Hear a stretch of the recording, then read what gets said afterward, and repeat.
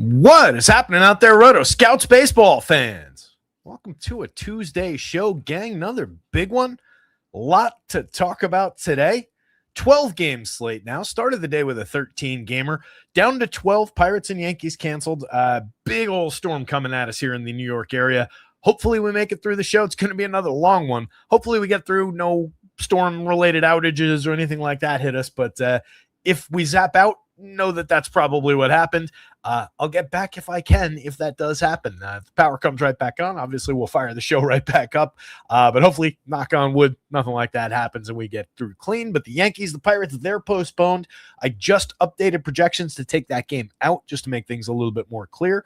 Ugly day for weather. We might lose another game or two in here. But before we dive into the slate, a couple people in the chat. Cujo's here, Andy's here, Sean Sully's here. Sean Sully got a migraine today, but glad to catch another live show. Shows have helped a lot with DFS. Great to hear that the second part of that, Sean. Sorry to hear about the first part. Migraine sucks. I'm sure hearing my voice doesn't exactly help with the migraine, but hopefully some good DFS results come for it, and that does help with the ongoing headache. But yeah, sorry to hear that, buddy. Those, from what I understand, are really, really rough. So hang in there. Appreciate you, and thanks for the kind words. And diving in, Cujo. Got to call it out. You see it right there, highlighted in yellow. Cujo taking down the home run picks contest. Congratulations, Cujo. Got Yordan Alvarez right last night for actually two correct home runs. We only counted as one, though. But Cujo takes down the free month after several weeks of a contest. I thought that was a pretty fun one. Got a bunch of picks in. Got a bunch of comments on the video day after day.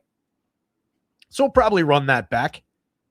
I think that is a fun one to keep as an ongoing thing here. Maybe we'll change it up. I'll think about it. I don't have one in mind, but maybe I'll think of 4 total bases, or 8 strikeouts plus, or 10 strikeouts plus, something to shake things up a little bit, so it's not always home run picks, although home run picks are kind of what we do around here. But congrats again, Cujo. You know how to get in touch with me, buddy. So just whenever you want to take that free month, just ping me in Discord and let me know. For those of you who don't know, there's a free Discord linked in the description on this video. I think I cleaned that up, by the way. I accidentally clicked post on the video before I had edited the description. So if anything looks weird in the description for today's video that mentions Monday, if it says anything stupid that references yesterday, just ignore that and focus on the stuff that talks about today. We have an interesting one. This is today's Stacks board. We're going to get into that in a moment. I'm going to scroll down first, though, because I do have the weather down here.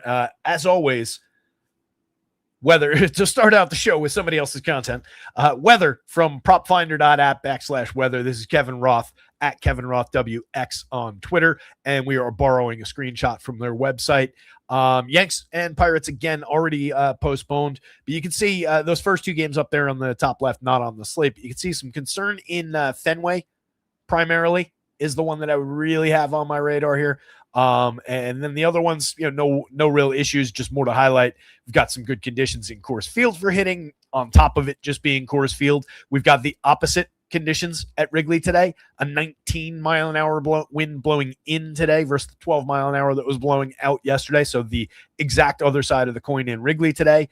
I thought there was weather in Atlanta, but I guess it cleaned up. He's got it as just a nice warm day. Wind blowing in Atlanta. Wind blowing. That's a dome. Where else are we looking? So yeah, I guess we lost one of the points of concern, and obviously the big talking point was that the Yankees game, but that already cleaned itself up. I want to check his note on the game in Fenway. Last I read it, it was just storms in the area, big time risk of getting nailed at the ballpark. Let's see. He's saying now main line of storms holds off in Boston until 10 or 11, which seems like good news. Out ahead of that main line, though, still widely scattered storms and showers. Downpours certainly enough to cause delays. So basically what he's saying is the game probably starts. You're probably getting 70% or higher coverage. So wait a minute. Game in trouble. The coverage here is maybe 70% or higher, so the odds of fully avoiding the pre-line aren't great. Okay, so he's saying about a 70% chance, essentially, of one of those early storms hitting the ballpark, and what happens from that would be a cascade of that causes a delay, and then the game does run into the big storm coming at 10 or 11 o'clock. So not a really safe situation in Fenway tonight, which is unfortunate. It's an interesting game. That seems to be the other one. if you're playing any early slates, the Phillies game is obviously in a lot of trouble. And then the Guardians doesn't look great either. Everything else clean. Just want to see if he's saying anything different about Wrigley in his note, like the wind potentially changing or anything like you had yesterday. Nope, nothing there. So really just keep an eye on that spot. Fenway Park not looking great. Looking at the stacks board, again, different way to start the show. You get the Coors game up at the top. That one is a bonanza for upside today. Not only is it a just interesting Washington team, a very playable Rockies team that always comes up under own. We've got Michael Lorenzen against Miles Michaelis on the mound today. Both of those teams are coming in at massive totals and pretty well separated from the field. Obvious, but very easy to use chalk in Coors today. Outside of that, Walker Buehler facing the Braves looks like an interesting spot for some Atlanta bats. I like the way that they're kind of cooking through the slate. They rank 6th by Vegas, just 7th by home run projection, but they're showing a little bit of value upside. They're beating those numbers as far as the fantasy point projections. It's just a good deep lineup with players we like to get to. Maybe Austin Riley heating up a little bit. Didn't have a big day yesterday, but has had a few big days in recent weeks, hopefully reclaiming some of his talent. Ronnie Acuna not back for another couple days in that lineup, but still a nice deep team to get to. You've got a big lefty bat, Matt Olson, to throw at Buehler there, so I don't dislike that one. I haven't updated the stacks board. We lose that next spot with the Yankees, so obviously things change slightly. That was looking like a good spot. I really, really like the looks of the Marlins today. Coming up 8th on the stacks board, so maybe people miss it. Tetsuya Imai has not been good this season, but he did have a couple good outings. So maybe in people's heads, he's going to be a little bit better than he's been, although recently hasn't been on form. But you see how good the Marlins are coming up. He's given up a ton of premium contact and power. They're coming up number 1 on the home run board, which is rare for that team. Home run pick of the day comes from the Marlins. Again, my hope is kind of that they slide through a little bit with more standout kind of spots. Losing the Yankees game kind of sucks for that possibility, though. Milwaukee against Zach Thornton looks like a good spot with that run creation engine. Same thing with the Astros going up against Tyler Phillips. Tons of upside there for Jordan and his guys to keep it rolling for production.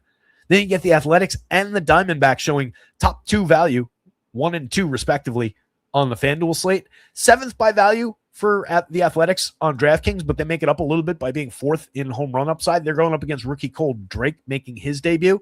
Probably a little more talent there than if you just look at his numbers in AAA. He plays for Reno in AAA. It's a PCL team, not good conditions, inflates ERA and everything like that. But his AAA numbers are atrocious, and he doesn't look like he's in a good spot here. So I like the idea of the Athletics with a little bit of value, even with that slightly diminished line or significantly diminished lineup. And then going the other direction, it's Jack Perkins on the mound for them. A better pitcher than he's been on the surface. Numbers not necessarily agreeing fully with that 4th ranked Vegas total, but still looking good on the Diamondbacks end. And then I think the push from value there for points per dollar gives them a lot of upside. They're a little bit deflated by comparison as far as the home run number at 16, but they've certainly got a few home run hitters in that lineup that you can go to. Difference of scoring across sites as far as the Angels in the middle of the board there against Matthew Liberatore. Very gettable lefty, soft tosser, high contact lefty that's going to be pitching into all that right-handed power. That works a little bit better scoring-wise on the FanDuel board. They come up 5th by points, 8th by value, where on DraftKings they come up 10th by points, but 2nd by value. That's both a reflection of the difference in how home runs score from site to site, and it's also a little bit of a reflection of just how close these scores actually are on both the sites. From 10 to 5, you're talking about minor differences of decimals as far as the average scoring through the lineups. So bear that in mind when you evaluate these different spots, especially at the top of the board. Your distance to travel between the Angels and, say, where the Yankees were, if they were still on the board, certainly the Marlins, certainly the Braves, is not very far. Any one of those teams, whatever works really well with what you're trying to click it together with, very much on the board. And I'm looking at this board. I'm looking at this pitching slate. I'm looking at a little bit of diminished power compared to yesterday.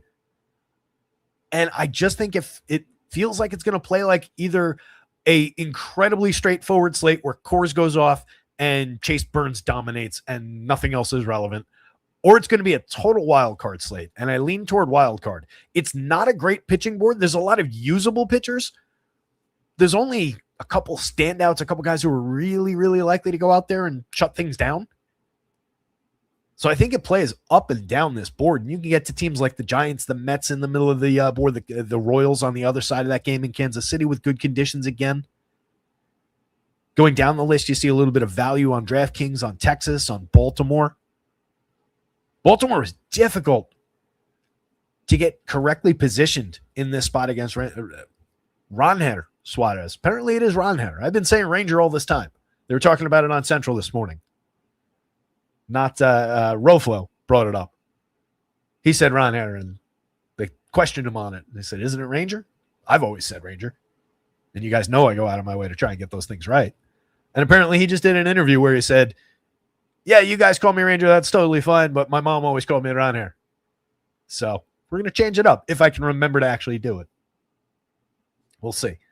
But it was difficult to wrangle the Orioles into what I think is the correct spot. And even in doing that, they're still showing big-time value scores on both sides.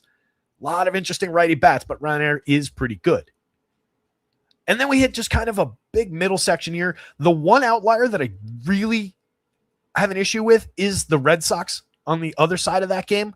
They come up 10th by Vegas total. And again, these are very minor differences, especially through the middle of the board as far as how that actually compares to, say 16 or, 5. It's not that gigantic a difference, but it does look like it pops out a little bit, especially with the Red Sox on going for their 15th straight win. But they're facing Kyle Bradish, who is a very talented pitcher. And I just couldn't justify pushing them up the board all that much, or I mean, at all, really. So I think it is what it is. It's maybe a 4 or 5 run game coming back for the Sox. We've talked about that lineup, and there's a couple really good bats in it, and then a collection of guys who are finding some success lately. But I don't know that makes it a great spot against a pitcher like that, especially on a board like this. You can see Bradish ranks 4th. That is not going to be impacted by the pitching change. Some of the guys at the bottom will move up slightly, losing Bubba Chandler. And then Willie Warren's going to come off the board. He was 7, so guys under that will go up a little bit. But not a great board. And then, going through the bottom, you just see matchups against the stronger pitchers. That Cincinnati and Seattle game is in Seattle, so it has an impact on bats on both sides of that one. But they're facing Luis Castillo, who's been much better over his last 40 innings or so, and Chase Burns, who's at the top of the board. Both of those teams are showing a little bit of upside in the home run column, and you do have several that are competitive for home run power down there. So maybe you can mine some one-off opportunities out of some of those spots. The White Sox, certainly around Colson Montgomery, Munetaka Murakami, could go deep against anybody, and certainly against Kumar Rocker. But that game's in Texas, not a great ballpark for bats. So just a really interesting board. We'll get into the runs as far as Vegas goes. We saw some of it there just reflected by the rankings, but to put numbers on it again, both teams at Coors are at 6.5 run totals on a day where one other team cracks 5. The Diamondbacks are at 5.05. A lot of mid 4s, a lot of usable upper 4s, mid 4 type numbers. Nothing bad about any of those spots, but this one really pops. And that's what I mean. If that game goes off, it's going to be a really chalky slate. And especially if that game goes off in conjunction with Chase Burns, because I think he can probably put it all together pretty easily. But going up to the top of the board, starting now with the Rays at Blue Jays game. Low total in that one, 382 and 376 implied. That's a good pitching matchup. We get 2 of our better pitching opportunities there. It's Drew Rasmussen against Kevin Gausman. Like it on either side of it. 4.33 ERA, but a 3.79 xFIP on the season for Kevin Gausman. Rasmussen's been pitching well most of the season, matching 3.26 ERA, 3.26 xFIP, 98 Ks in 99 innings. What more could you ask for? He's been pitching exactly like what he looks like. Bumpy games in his last 2 outings, if you want to throw a monkey wrench into it. One was at the Astros, the other one was at the Yankees. You can forgive a little bit of that. Blue Jays certainly not living up to the billing of either of those 2 offenses, but they are that pesky low strikeout team. So maybe that has an impact on Rasmussen's absolute ceiling. And apparently they were talking about it on Central. Another thing to throw in from the broadcast this morning. Apparently throughout history, the Rays have hit Kevin Gausman pretty well. Make of that what you will. I do not care about batter versus pitcher, but he did have a pretty bumpy start against them earlier in the season. 6 earned runs over 4 2/3 on 10 hits, struck out 5, walked 0, allowed a home run. But he faced them the start before that in their ballpark, went 6 innings of 2-run ball, struck out just 3. But I mean, that's to illustrate how BVP matters not at all. So don't pay attention to the noise around that one. I think Kevin Gausman perfectly fine, but that Rays run creation engine and the special ability of that top 3 to connect with 1 or 2 guys from the bottom of the lineup that just happen to get it done day after day, like the Ced Mullinses and the Victor Mesa Juniors of the world, who's just been absolutely rolling lately. Make it interesting. Orioles and the Red Sox, I talked about a little bit. I would be more inclined to look at that 4.60 implied total that the Red Sox are pulling. But again, I think Kyle Bradish is much better than that. I'm not really sure where that total's coming from. 8.5 run total in the game, sub 4 on the Orioles side. They're facing around their Suarez. Just went 2 2/3 on the 5th against the Angels. 3 earned runs, struck out 5 in that game. A little bit of a nice strikeout total. Had an 8 strikeout game over 6 to start before that one. 9 strikeout game over 6 against the Rockies at Coors Field to start before that at the end of June. So pitching fairly well. Reasonable upside for Reinhart. I don't mind him. I don't mind the Orioles offense going the other way to maybe defy that Vegas total a little bit, though, with all the quality there. We talked about Christian Encarnacion Strand at the bottom of that lineup. He comes in at the dead min on FanDuel again today after putting one in the seats yesterday at the min price. Not a bad option if you just need to fill third base. He's actually sitting there in my placeholder lineup. Get him against the lefty, you never know. Reinhart is pretty good historically at suppressing home run power, though. So I'm not sure how excited I want to be about the Red Sox bats. Going up against a good pitcher like Bradish, 6 2/3 his last time out, struck out 5. 7 2/3 the start before that. Another 5 strikeout game, allowed 3 earned runs in that one. 1 earned run against the Royals in the most recent start. 3.61 ERA, 3.99 xFIP on the season, 106 strikeouts in 107 innings.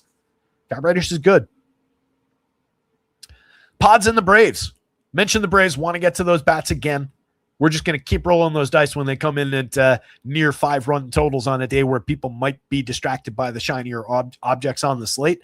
They're facing Walker Buehler, 5.36 ERA on the season, but a cleaner 4.13 xFIP. He's been a little bit better than advertised, but definitely gettable, and I like the upside for those Braves bats with the way they're looking in projections comparative to the slate today. On the other side, 4.18 implied total doesn't particularly make the Padres interesting. They're going up against an effective enough Reynaldo Lopez, who we maybe consider at price as we evaluate the pitching slate. He's been pitching better on the surface than he actually has been under the covers. 3.50 ERA, a full run higher at a 4.50 xFIP, 54 Ks in 61 innings. But usable, especially on the 2-starter site. Mets and the Brewers, Zach Thornton making his 4th start.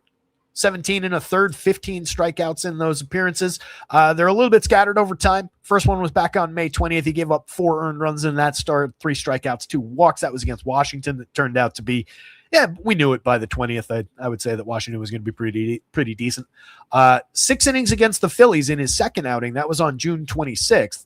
Gave up just 1 earned run, struck out 7 in a very good start, and then followed that one up. Took a couple weeks, and then came back up on the 12th, faced Boston. 7 innings, no runs, 2 hits, 5 strikeouts, 2 walks. Excellent outing. Not going to forecast anything like that for him. He's not coming up that way in projections, going up against a very good Brewers team that's pulling a 4.82 implied total against him. But it wouldn't totally knock me out of my chair if he had another decent enough day. Going the other direction, Brendan Sproat, limited as far as the depth of his average start. 82 innings across 16 starts, 3 innings last time out, gave up 2 earned runs, struck out 3, walked 2, 4 innings to start before that. 1 earned run allowed on 5 hits, faced 20 hitters, was out of the game. We just saw this team manage Jacob Misiorowski miserably last night. He threw 65 pitches. I don't think they've got Sproat necessarily on the same program, or at least not yet. But just something to keep in mind that, these are kids getting shorter starts. And that is a deep Mets lineup that has gotten better with the return of some key players. So wouldn't stun me if the Mets had a little bit of a surprising day and beat that 4.28 total at least. Tyler Mahle against Luis Avila in good conditions for bats again in Kansas City. 9-run game there, just reflecting the upside of that ballpark in these conditions lately. Mid-4s implied totals. I'm more interested in the bats on either side of that one. If I had to attack a pitcher, I'd probably look to target Tyler Mahle with some of the Royals bats. Pick off a little bit more high quality, a little bit more consistent. Well, it's unfair to really say they're much more consistent than the Giants or even more high quality. They're pretty even up lineups, but Molly is more vulnerable despite being the longer tenured pitcher. I think he's just more vulnerable to those Royals bats. Avila, if nothing else, does have a little bit of a knack for keeping the ball in the yard. 6 home runs in his 9 starts and more appearances than that. 6 home runs in 56 2/3 compared to a dozen home runs allowed by Molly in 78 innings. So a little bit more upside for Kansas City, but even up totals, either one of those offenses is usable. Not really interested in the pitching. The White Sox and the Rangers, low 4s total on the White Sox side, but again, 2 super usable bats against Kumar Rocker and, if nothing else, in Colson Montgomery and Munetaka Murakami. And I like the Sam Antonacci's of the world. There's a lot of usability as kind of a wild card team for that White Sox squad. On the Rangers side of it, they're going up against Noah Schultz, who has been kind of erratic. 5.60 ERA with a 5.29 xFIP, 5.27 actual FIP. 53 innings, 47 strikeouts, not exactly where you want him. Had a decent one that last start before, was that before the break? Yeah, last start before the break. 5 innings of 1-run ball, 4 hits, struck out 4 against the Athletics. If he has a day like that, he's usable, with price considerations, but certainly not a target for us on the mound and somebody we could probably draw some bats against. At a mid-4s implied total, the Rangers probably not exactly springing to mind for most people. Going up against a lefty, you get some quality right-handed bats there, some guys that are going to be incredibly low-owned at cheap pricing. I can make a case for Texas, and I'm pretty confident we will when we get to that game. Sub 4 implied total on the Tiger side and a low 4 implied total on the Cubby side of that matchup. That's Framber Valdez against David Peterson as well, 2 quality lefties. Framber's got his knack for keeping the ball in the yard going, if nothing else for him. With the 19-mile-an-hour wind blowing in, all signs point toward arms and not bats in that one. Despite liking both those lineups, I can really see the limitations on that one. You need to win with sequencing today. That would definitely favor the Cubs. If you had to say which one of those teams is more likely to sequence their way to 8-9 runs, it's definitely the Cubs. Tyler Phillips against Tatsuya Imai. I already mentioned the Marlins, one of the leading, most appealing stacks of the day. They're super affordable. There's a lot of quality. They're leading the on board against Imai, who's given up 9 homers in 52 innings, but plenty of premium contact. He's given up 3 home runs in his last 2 starts while not making it out of the 4th inning in either one against the Nats and the Twins. So I think there's plenty of upside there in some Marlins bats. Hopefully they make it through as not the most popular team on the board, certainly not more popular than the Nats or the Rockies. Let's hope they come up 5th, 6th most popular. That makes them really usable. The Astros on the other side, probably interesting as well with that upper 4s total. They're going up against Tyler Phillips. 75 innings for Phillips, 3.48 ERA, but a much bumpier 4.66 xFIP. Certainly playability throughout the Astros and one just gigantic, bright, burning supernova of a superstar in the middle of the lineup. Course field speaks for itself. Going on to the next one, the Cards against the Angels. It's Matthew Liberatore, who I mentioned, interesting, or forget if I mentioned or not. Done a lot of talking already. I'm interested in some Angels power. I did talk about that. Some of those right-handed bats against a vulnerable lefty. Every now and again, Liberatore breaks off a really interesting start. I actually liked him coming into this year as a depth starter with some upside. He's shown that a few times through the season, but he's also gotten tattooed throughout the season. He's given up 17 home runs in 93 2/3 to drive the point home about the right-handed Angels power. So don't sleep on them. Mid-4s, 4.64 implied total. Going the other way, the Cards, interesting enough, but Wilber Urena is also good at keeping the ball down, keeping the ball in the yard. 5 home runs allowed in 81 1/3 across his 15 starts. He's pitched to a 2.88 ERA. Been really interesting from that perspective, but a 4.45 xFIP exposes a little bit of the weakness under the surface. Talked about the Athletics and the Diamondbacks briefly there. It's Cole Drake against Jack Perkins. I think we're interested in bats on both sides, particularly the D-backs at that 5.05 implied total, standing out a little bit. But I think people will probably take a little bit of a nap on the Athletics, given the diminishment of that lineup. And there's still power there. There are still interesting bats there. Mid-4s implied total against a rookie who is completely unproven and who is struggling in AAA. Much as that is, forgivable with being the PCL and all, he hasn't been good, and there's not a lot of signs pointing to him being good in this spot or shutting down the A's. And that's a a lineup capable of surging to the top of the board with some power really, really quickly. And then we get a good pitching spot in the end game here. It's Chase Burns, again, dominant at the top of the board, but Luis Castillo, at least interesting, capable of giving you 6 decent innings, handful of strikeouts here and there, although he has been limited to exactly 4 strikeouts in his last 5 starts. He's given up a few runs in some of those starts. He's pitched cleanly in some of those starts. He is yet another wild card dice roll completely on this slate, but it wouldn't stun me in his home ballpark in a pitcher-friendly park against a gettable enough Red squad. They're dangerous, but they're gettable. Wouldn't surprise me if Louis had a pretty good start, especially for the salary. How's that for a rundown? 25 minutes. There you go. There's your slate. There's your pitching board. If only. Quality. I don't know if you saw the home run picks today. Quality. Spoiler alert. We'll get to that in a minute. Meech, what's going on, Meech? Congrats. You hit a home run pick yesterday, Meech, on the last day of the contest. Meech got himself on the board. I didn't say that, by the way. Congrats to everybody who participated, especially those of you who got correct picks. That's how the board finished up. Cujo won it. Loyalty, Chisel, and Andy came in with 3 apiece. Everybody else through here had 1.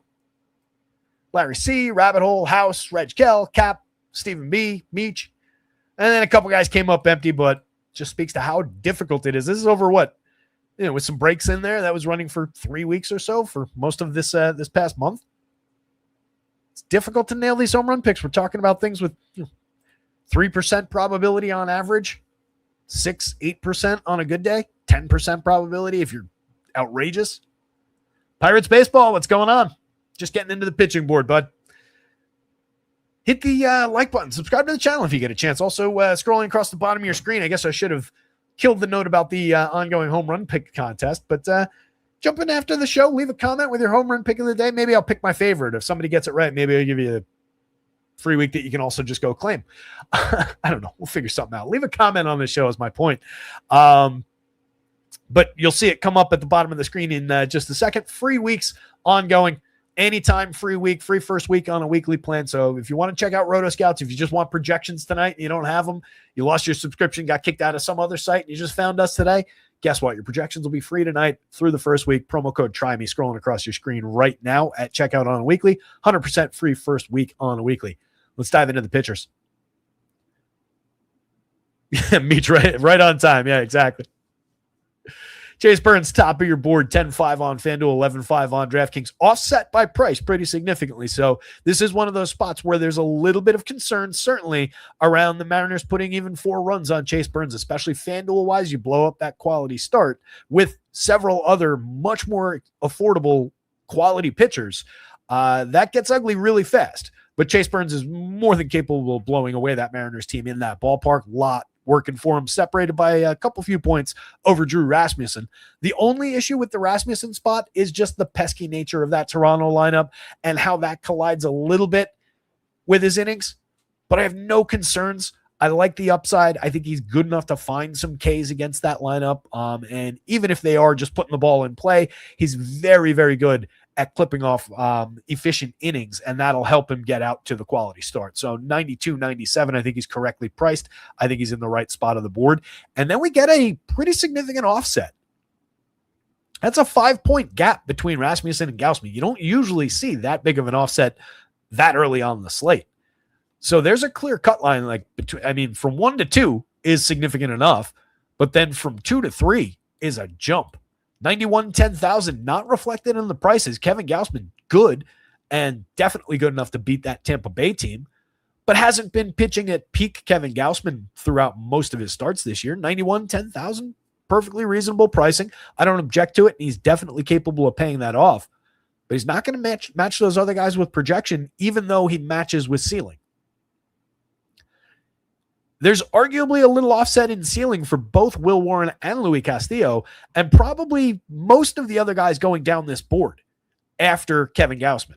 So as much as Gausman's offset from the top 2, I do think there's a tier there where those 3 guys share a little tiny bit more ceiling than, say, like this group of guys, with the possible, maybe even probable exception of Kyle Bradish. I would say he maybe leaps at least to the top of this next tier in terms of some strikeout ability. Doesn't necessarily get matched by the rest of this group. I think Willie Warren's good. He's very capable of finding the called strikes. Got a good arsenal for that. 8,200. Excuse me. He's already off the slate. What am I talking about? Should have taken him off the board. Let me do that before I forget it again. It doesn't matter. I'm not going to sit there and go through that whole mess.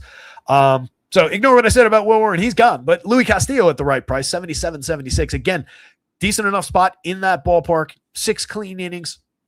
I don't promise you anything here. I don't have a ton of faith in Louis Castillo, but he's a lot better now than he was at the beginning of the year.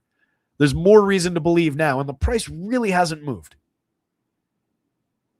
Suarez at 93, 92. Again, the Orioles, difficult to suppress today. They were popping their heads up saying, no, we belong a little bit higher ranked. But I would definitely consider Suarez at those prices. Bradish, same thing on the other side, probably a little bit more upside. Those guys project almost exactly the same. Those two teams project very similarly. Fromber with the wind at his back, 8,600 and more to the point, 7,800 on DraftKings. This is a nice, generous combination of Fromber Valdez and Louis Castillo that requires a little bit of faith in guys who were formerly very, very good and have shown signs of life throughout the season here and there and have bumped along in their other starts. But at 76 and 78 as a combination, all you really need is Chase Burns and Drew Rasmussen to fail. Those two guys, easily on the heels of Kevin Gausman, if nothing else. And that's a significant price difference. So I think that's an interesting combo. Noah Schultz against the Rangers, he just hasn't shown us enough true upside, and you can see another big price projection dip there. Actually, no, that's more a FanDuel thing. 26 down to 23 FanDuel-wise, but still only 0.2 of a point on DraftKings, so ignore that. But I do think that Schultz a little bit more limited on innings, a little bit more limited on absolute ceiling by comparison. Thornton, vulnerable to those good Brewers bats, that run creation engine that they have. I just also don't really love the price. But he's shown depth, he's shown capability in his limited action in the show so far. So you do have to at least consider him.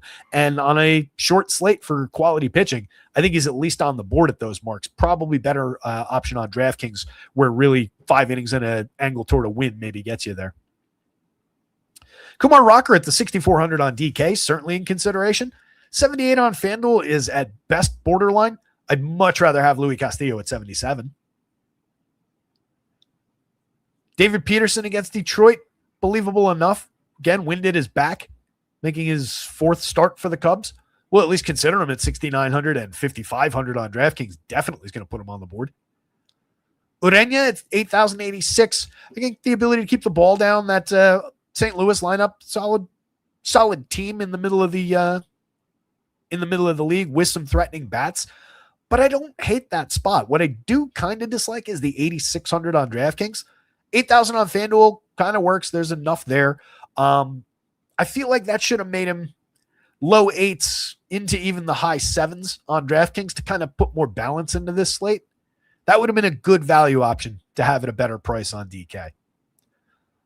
Avila, maybe usable as a dart throw for value on DraftKings. Don't trust it on FanDuel for depth, and there's plenty of upside for offense with the Giants coming in with a healthy total in that ballpark with the conditions on the side of bats. Talked about the upside for bats in that Athletics and Arizona game. Don't love Jack Perkins there with the way he's been pitching, but again, is better under the surface, so maybe he surprises and breaks off a decent enough start at those prices. Phillips against Houston, I think we're more interested in Houston bats. He's in the bargain bin at 6K. Sproat maybe gets there at 73. There's a lot of back and forth, a lot of maybe with same type projections through this entire group. Not a one of these guys is safe. Ronaldo is probably the most proven, most talented. He's going up against that up and down Padres team that was bottom of the barrel for a big chunk of the first 2/3 of the season. Imai looking like he's in a lot of trouble against the Marlins. Bubba's off the board. Tyler Mahle, no thank you against the Royals with the way he's been pitching. And then those bottom end guys, I'm looking at Target Walker Buehler with the Braves, but he's probably the most justifiable down there. Certainly not going to the 2 guys at Coors. They're terrible anyway. And the rookie going up against the Athletics with how they're coming up, I don't like that spot. Difficult. Suarez scratched? When the hell did that happen? This just got more complicated.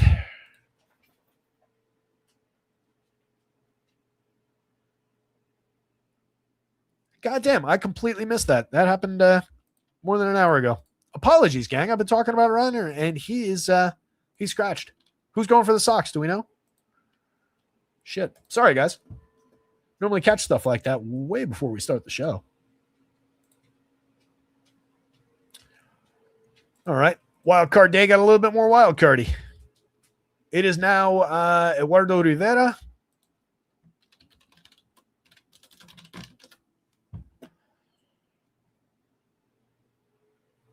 And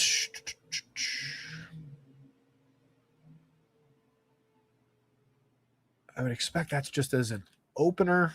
Is it Bayo?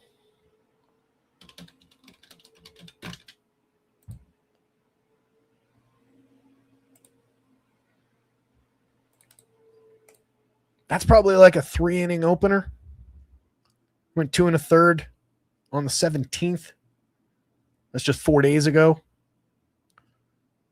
So you're probably looking at that. He went 3 2/3 on the 11th against the Mets.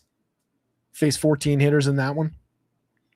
So you're probably looking at that. And then is Brian Bayo still alive?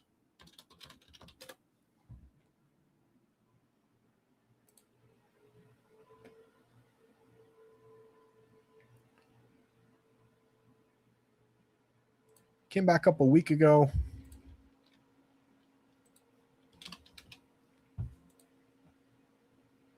Bear with me, guys. Get this figured out. He went 4 1/3 on the 12th against the Mets in a bulk relief appearance. So that would certainly have him healthy and available. It would make sense that Bayo would be a bulk reliever, but it's probably just going to split down the middle then. So scratch that. We're taking that interesting starter off the board as well. Gets problematic. I'm going to do it this way for the moment.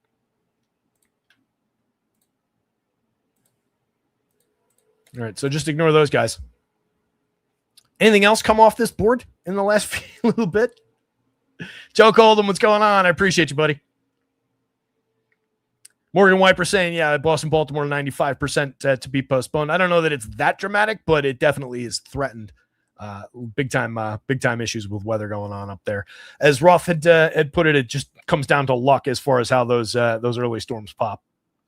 He had it more like 70%. All right, let's get into some game by game before more of this changes. Let me hit the lineups button.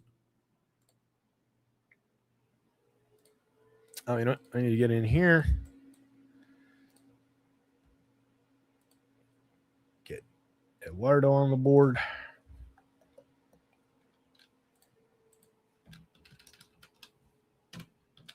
What's today, the 21st?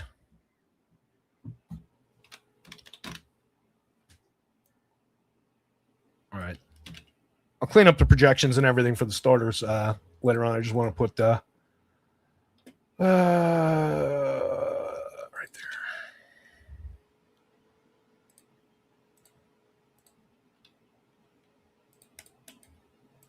All right. That should clean up our matchup.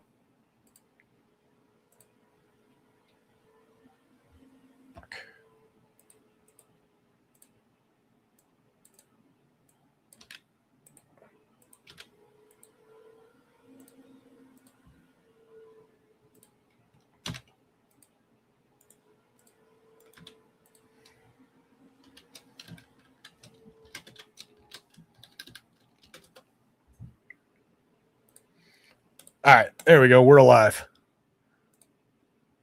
You can see the Orioles home run numbers against Rivera have kind of exploded. Different kind of lefty. Well, he hasn't been terrible. He has given up a lot of exit velocity in these 2 outings, 9 1/3 innings. Again, I'll clean this up for the Orioles. They're standing out quite a bit right now. The projection line is pretty reasonable, though. It's the home runs that are really popping. So I'll give that a look, and I'll try and balance it for a bulk reliever a little bit and get the projections where they need to be after the show for the update. Speaking of, let me put a note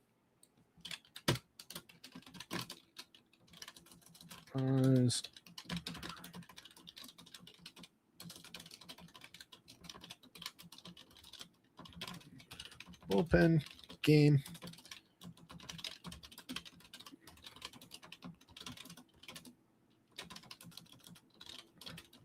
In progress. Okay.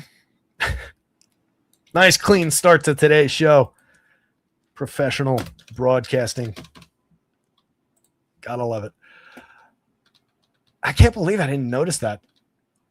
You know what happened? I think that was immediately below the. Yep. I pulled up Twitter right before the show and saw the Pirates Yankees message that was canceled, and I jumped to take that out, and that was 2 messages up from the Ranger scratch. So I just never saw it. All right, just put it on the hitting board here too, and we'll be good to go. So a weird, ugly slate got a little weirder and a little uglier.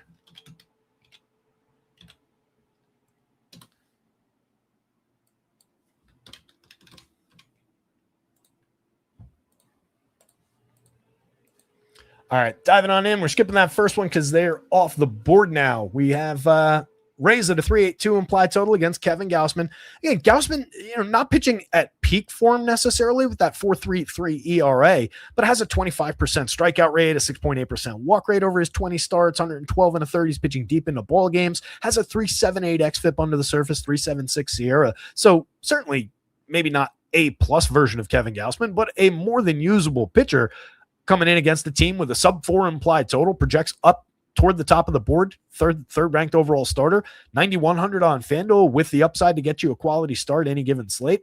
I like Kevin Gausman here. 10,000 on DraftKings. No issues with it other than that 5-figure price is maybe a little high for current form and with the Rays just able to put runs on the board.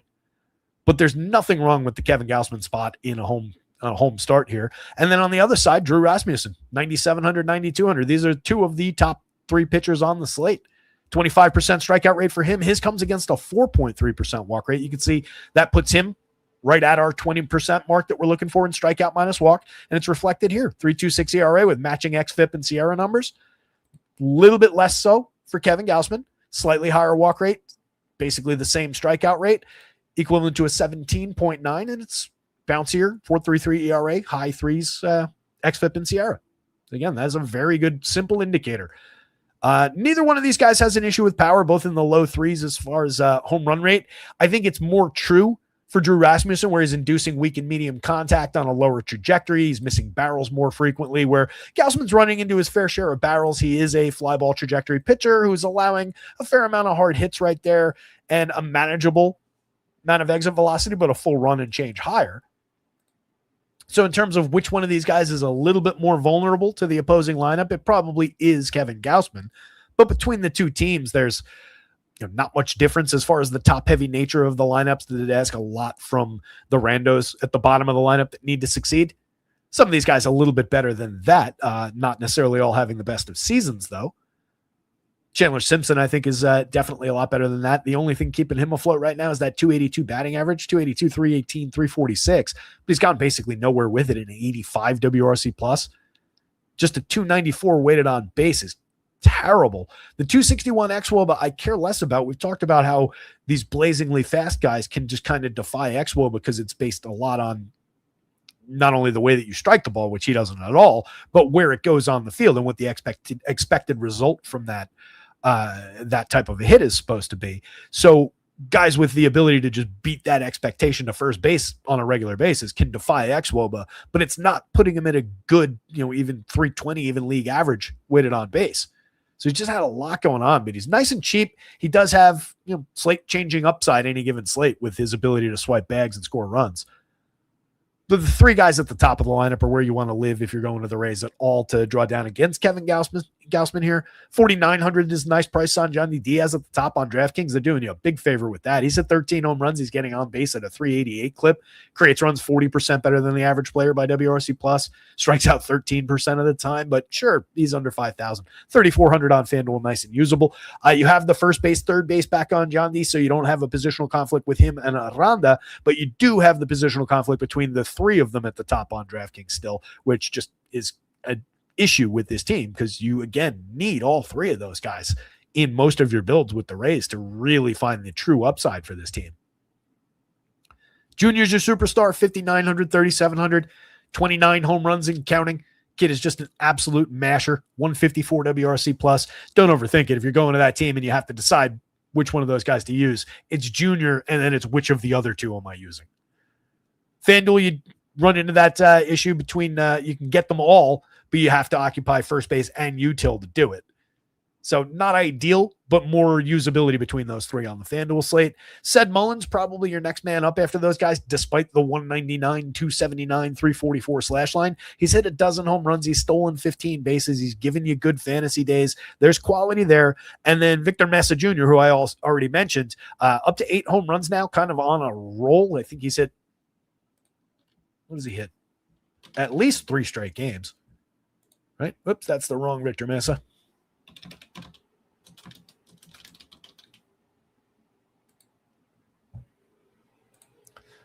This is also the wrong Victor Mesa. God damn it.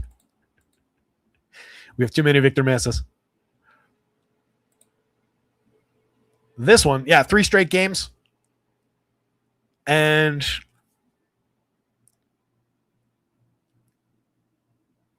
five home runs in his last 9 games. Again, we don't love to talk about streaks, but for a young player just finding his way, this is a nice sign of life. 5 homers in his last 26 plate appearances over those games, slashing 360, 385, 1,000 over that stretch, 275 WRC plus, supported by a 364 xWOBA. The actual WOBA is outrageous. I won't even say it. It's too high. It's 570. I guess I will say it. Richie Palacios, Taylor Walls, Hunter Fiducia, mix and match guys going down the bottom of the lineup. Everybody below average as far as WRC plus. So are Said Mullins and Chandler Simpson, but if they're in those spots in the lineup, those are your more higher priority bats. Anybody after Junior Caminero, though, is a little bit of a dart throw in this lineup. You're just looking to land on the guy who provides success. They just do it day after day from down there. You can see how bad most of the numbers for these guys are. It's not a good group of players. On the Blue Jays side, you got Nathan Lukes with his on-base skills at the top of the lineup, hitting for 290 average, getting on base at a 342 clip. Not bad. That amounts to a 329 weighted on base, but he does have a concerning 294 xWOB under the surface that you do have to at least pay attention to a little bit. 110 WRC plus, though. It's been making it work. Another light contact guy who's just beating the ball to first base, but a positive attribute for him, very low strikeout, low walk rate, a lot of balls in play up at the top of the lineup. That is the type of profile that can go sideways here and there, though, where he's just not finding the success on those lightly struck balls in play. Vladdy Guerrero remains a priority, especially as the price continues to plummet. 4,700, 3,000 for Vladdy. Not bad for a guy getting on at a 342 clip, but he's down to a 96 WRC plus. Has a 342 xWOBA under a 309 actual to illustrate the quality, but there's really nothing left to talk about in the batted ball profile. He's halved his barrel rate from even last year's disappointing numbers. 43.9% hard hit rate is down 6 points from last year and almost more than 10 points from the year before that. The power has been out in a big way for Vladdy, but he remains a productive enough player for DFS purposes at these prices if you're going to this team already. Because really, where else are you going? If you're not going to him when you go to this lineup, why are you going to this team? Ernie Clement, all-star, hitting 298, but not a fantasy god. 109 WRC plus, 8 home runs on the board, 298, 322, 429. It's just low strikeout, low walk, a lot of balls in play out of Ernie. But you don't get premium upside out of him. 10 home runs from George Springer, 7 stolen bases. Up and down season, at least he remains low strikeout, capable of drawing a walk, getting to first base, capable of giving you the hard hit ball, but he's not doing it frequently this year, 39.2%. Last year it was 46.7 in that nice resurgent season. Dalton Varsho from the left side to throw at the righty. I prefer the Drew Rasmussen side of that equation. Kaz Okamoto's hit the ball with authority this year, the only guy in this lineup doing that. 22 home runs on the season, coming off a 14.1% barrel, but he's going to feed strikeout upside to Drew Rasmussen with that 30% strikeout rate, followed by Brandon Valenzuela at 25.7%. There are targets here for Rasmussen at the end of the lineup. It's just these elite guys at the top of the lineup limit the true ceiling for him a little bit. Andres Jimenez, playable, but another just contact-based guy. Every now and then turns on one. 7 home runs, 11 stolen bases on the season, but you can see the lack of true premium contact.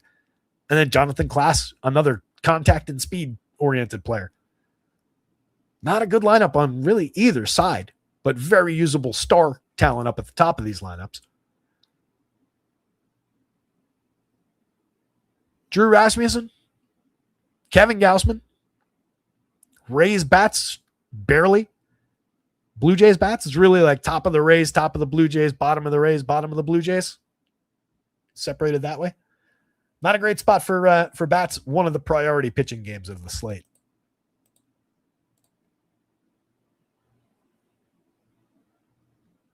Yeah, John, I appreciate the note there. I did catch the Palmquist was going to open. If Mickey Moniak's in the lineup, to Morgan Wiper's point, then fire away. All systems go with Mickey Moniak. Even if we lose a plate appearance, there's so much upside for his bat against Michaelis. But yeah, I had caught that one. I was going to clean that up after the show because it matters a little bit less. I still usually project us against the bulk reliever when we know who it's going to be, especially when it's a target like that. But yeah, good note there as well. Joe Coldham saying I'm getting Castillo on Sabre, highest owned player right now. Makes sense. He's at a very good price. He comes up at a decent enough projection, and he's shown usability throughout, again, his last I had it on my screen before, and I accidentally clicked away from it. We'll get to that game significantly later in the show, but if you got to hustle out of here, with some up and down performances in here, going back to...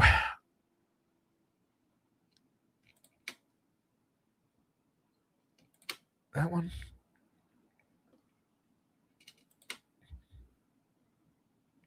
Going back to the end of May through June when he was making mostly full starts, 2 bulk relief appearances, and 1, 2, 3, 4, and 6 starts, 41 and a third innings. He's pitched to a 3.27 ERA over that stretch, has a 4.35 xFIP under the surface, a 3.76 actual FIP. 7.4 strikeout per 9, which is not great, 34 Ks and 41 and a third, but he's been much better over that stretch than he was at the beginning of the year when he gave up 7 runs a couple different times. He gave up 4 runs pretty consistently, 3 runs here and there is okay, but not great. He's been much, much better over this stretch, but still there are 2 4-run games and we're only talking about 8 appearances. So it's not great. But given where he comes in price-wise, projection-wise, relative to the slate, I think he's going to be an important piece, and it makes sense you're getting him. By the way, it has gotten dark outside. It is not even 4 o'clock, and it is dark out my window right now. So it doesn't bode well for the weather in this area. Let's, again, knock on wood, the power stays on. Hopefully, I feel like I've summarized and talked through the entire slate twice already, so hopefully you're getting something out of it if we do go dark. Like I said at the beginning of the show, if power goes out and then comes back on, I'll just restart. So just come on back, but no guarantees. I don't know if it goes out, how long it'll go out for. But apparently there's a monster storm headed our way. I don't know if you can hear that.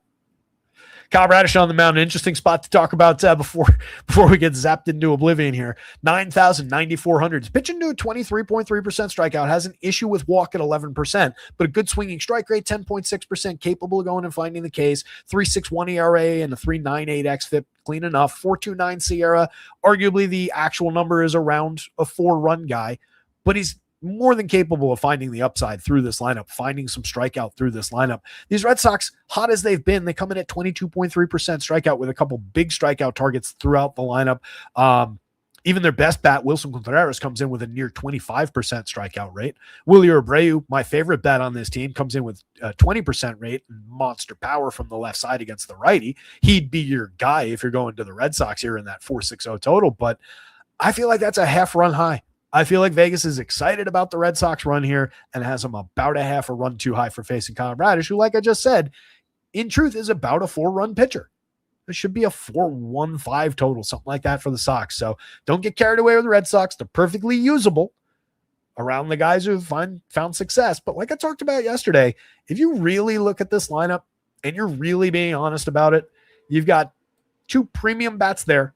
No question about it. Absolutely terrific options, any given slate.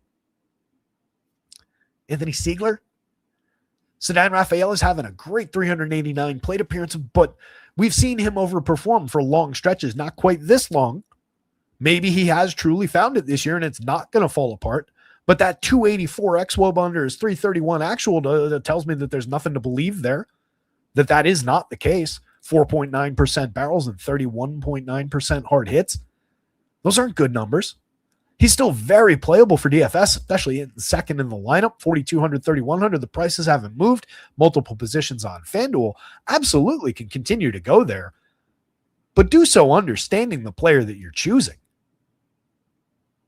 Masataka Yoshida, solid line drive guy, 270 type hitter, but not a big home run threat. Guy who'll capitalize on some opportunity if guys in front of him are on base. But how much has he really cashed that ticket in this year? 214 plate appearances. Dude has 18 RBIs.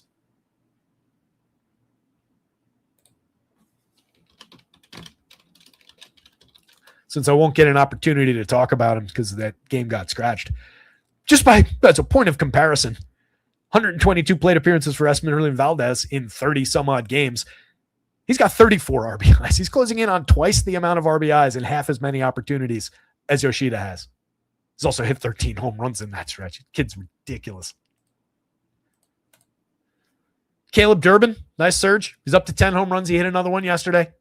11 stolen bases on the season. But you'll note, still a 236, 299, 400 slash line. A 283 xWOBA under is 306 actual. A 2.7% barrel. This is a contact hitter, a low strikeout, high volume contact hitter who occasionally can pull the ball over the wall in Fenway. He's got a 90 WRC plus. Last year, 11 home runs, 18 stolen bases, buzzy player in his rookie season, had a 319 weighted on base with a 312 xWOB underneath it. Yeah, he is a guy who can place the ball and use his speed to defy xWOB a little bit, but these aren't good numbers. That's not a good number. This is okay. 5 points above average, sure, as a rookie, that's fine. But the expectations are all out of whack for what Caleb Durbin actually is. This is a usable piece. The prices aren't bad. Third base, fine. Second base, fine. But again, understand who the player really is.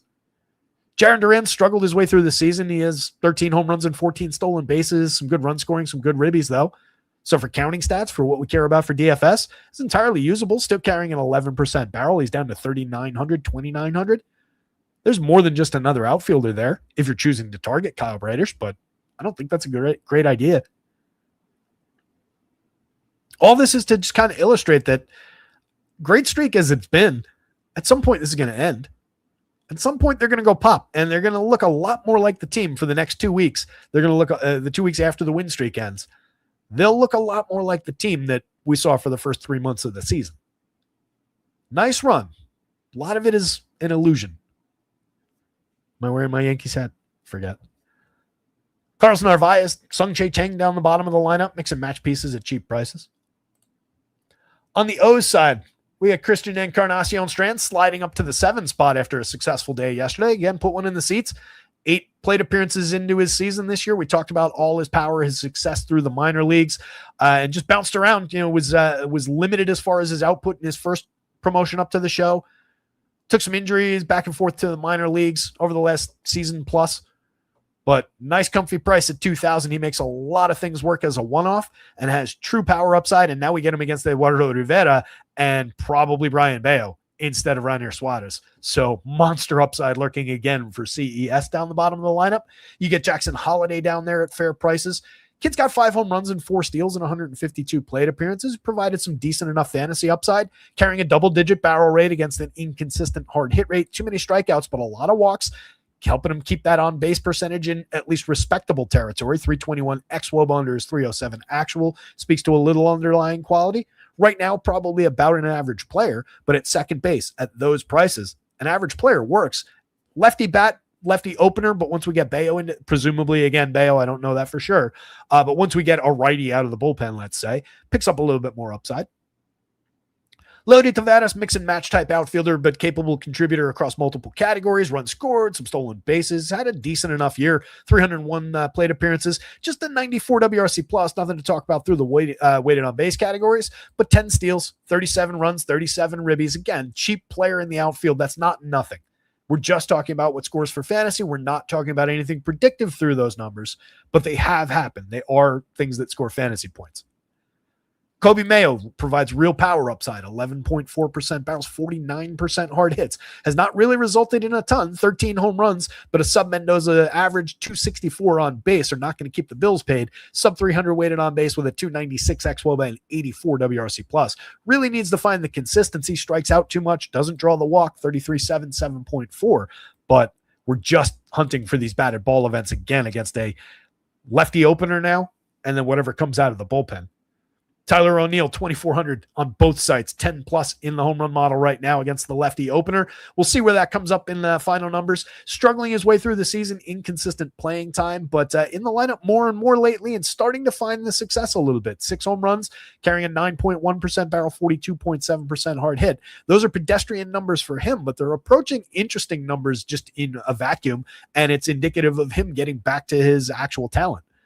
And then you get 3 guys at the top of the lineup who are insanely playable. Taylor Ward having a nice year for on-base correlated scoring, if nothing else. Still has power in there somewhere. I'm convinced of it. Petey Alonso, Gunnar Henderson, the true power bats on the team, 21 and 17 home runs respectively. Outside of the power, Gunner's not having a great year, even in terms of getting the bat on the ball for premium contact. Those numbers are down as well, but you're not going to this team all that often and all that aggressively without considering Gunnar Henderson. He's down to 3,000 on FanDuel. That's a really affordable price for that talent. 51 holding strong on DraftKings, a little bit higher of a price. Kyle Reddish. Think we're going to need him. Orioles bats. That total must have changed as well. We'll update that too. Actually, let me do that now so I don't forget. It was going to be Orioles bats, Red Sox bats, and then do not play whatever the Red Sox pitching is. So this goes to goes up by a full run, 8.5 total now. Yeah, minus 108. Pretty even up game. Mid-4s implied total on both sides, but that added a full run, taking Suarez out of the picture. Did I do that on the wrong line? I did. Glad I caught that. It did not add a full run to the picture. Whew, all over the place. That Ranger thing really screwed me up. That didn't add a full run to the picture. I was looking at the wrong line. 8.5 run total remains the same, but the line changed. There you go. So mid-4s implied totals on both sides of that one. The 8.5 run total was consistent, but it evened up a little bit more.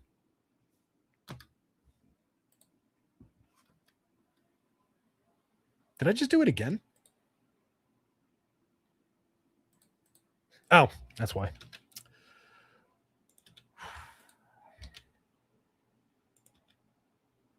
There we go. O's go up, Sox come down. Like I said, 4-1-5 made sense to me. So to do it again, Bradish, O's bats, Sox bats. Hit the like button. This is a challenging show today. I don't know why. Do we know the bulk pitcher from Minnesota today? I did not look at that game. Apologies. Let's see if I can find it for you real quick.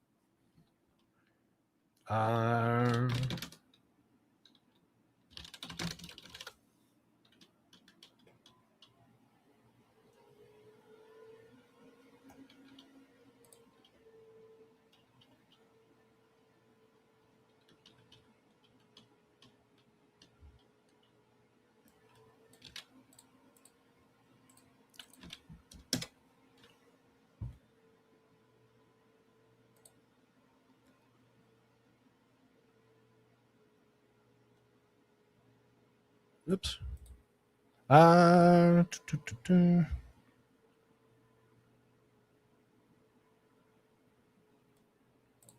Did they call anybody up today? I'm not sure who that is. The option Wusuk go down.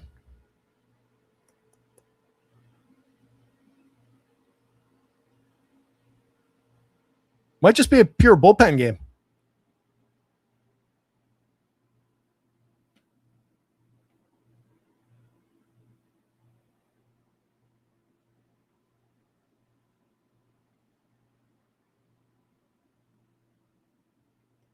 Yeah, I'm not sure.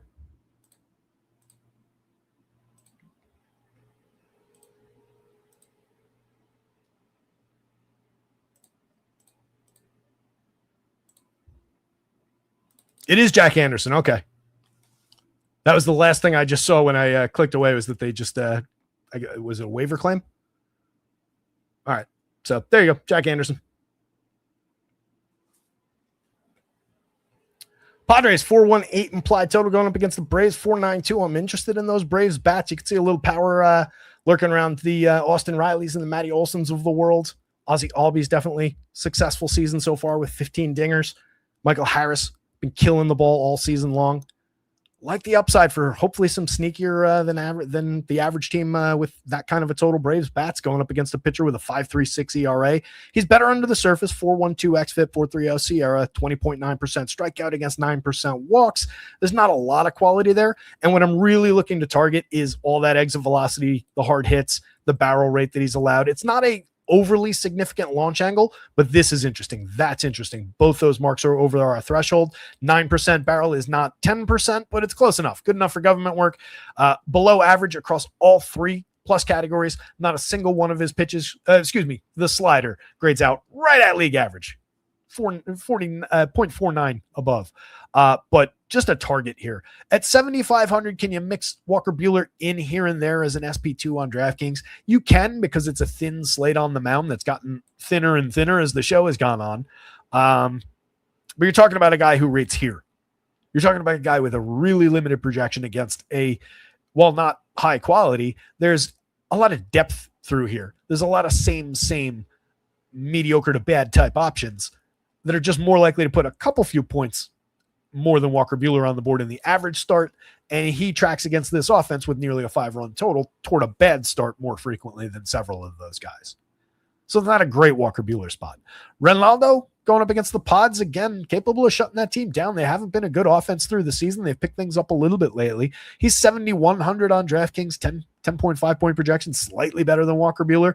Similar looking on FanDuel at 74. If you need to go there, it's probably a DK play. I prefer Ronaldo. He's pitched to a 20.8% strikeout, walking too many at 9.6%. Those numbers very similar for the two starters. But Ronaldo's been able to find a little bit more actual success. 3.50 ERA. You can see the xFIP and SIERA very, very similar though. So again, neither of these guys all that desirable. But I think the tie-breaking point would be Ronaldo's on actual ability to limit premium contact and power. Allowing just a 6.7% barrel is significant. Allowing a 35% hard hit, 87.4 miles an hour. There is a big difference between these numbers specifically. And the way that the Braves power plays up versus the way the Pods power plays up makes that a really big gap between the two starters. So if I had to, gun to my head, I'm taking Ronaldo, and it's probably on DraftKings. If you're looking at Padres bats against him, know that there's a little bit of diminishment around the power numbers for an already, somewhat questionable power team. But Manny's clawed his way up to 20 home runs. He's above the Mendoza line finally. 201, 292, 416. He's got a 215 ISO on the board. Nice 327 xWOBA and climbing the target up to a 10.7% barrel. Manny's been killing it lately.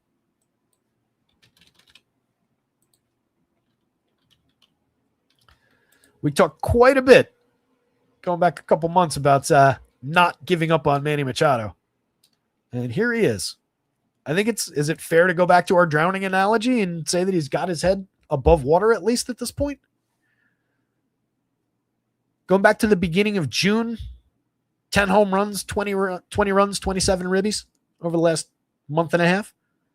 Just 237, 326, 500, but a 349 weighted on base over that stretch, a 341 xWOBA in support, 124 WRC plus. This is a player that used to hit for a significantly better average, but that's the last thing we're going to be concerned with here when we're talking about Manny Machado's resurgence. If you want to pull it a little bit tighter, go to since June 15th. Again, that was since June 2nd, the beginning of June. Since the 15th, 8 of those 10 home runs, 265, 379, 559, 393 weighted on base, and a 377 xWOBA. That's the Manny Machado we know. That's the better part of them. That's more than a month now of that kind of quality. He's got his head above water, 4,500, not reflecting that, 3,000, not really reflecting that on the FanDuel slate either. As good as Ronaldo's been at inducing weak and medium contact, a guy like Manny can succeed against him. Jackson Merrill could find the upside as well, 9.7% barrel, 45% hard hit for him. Ty France, mashing the ball this season, 247 plate appearances deep. He's at 15 home runs now, slashing 279, 337, 550. As I talked about either yesterday or on a recent show, we've seen Ty France succeed in each of these things in different seasons, average, home runs, on base, but never collectively over this long of a stretch, or at least not to this degree, while making great contact. He's really interesting at 3,200, 2,900 if you're already going pods, but also just a name to keep in mind.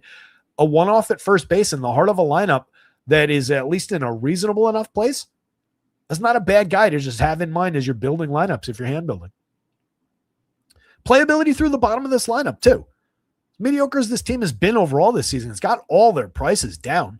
Gavin Sheets is better than he's been. He's hit 14 home runs. He's driven in 40. There's some significant scoring there. 322 weighted on base. A 327 xWOB is a little bit better. He is above average for run creation at 106 WRC plus.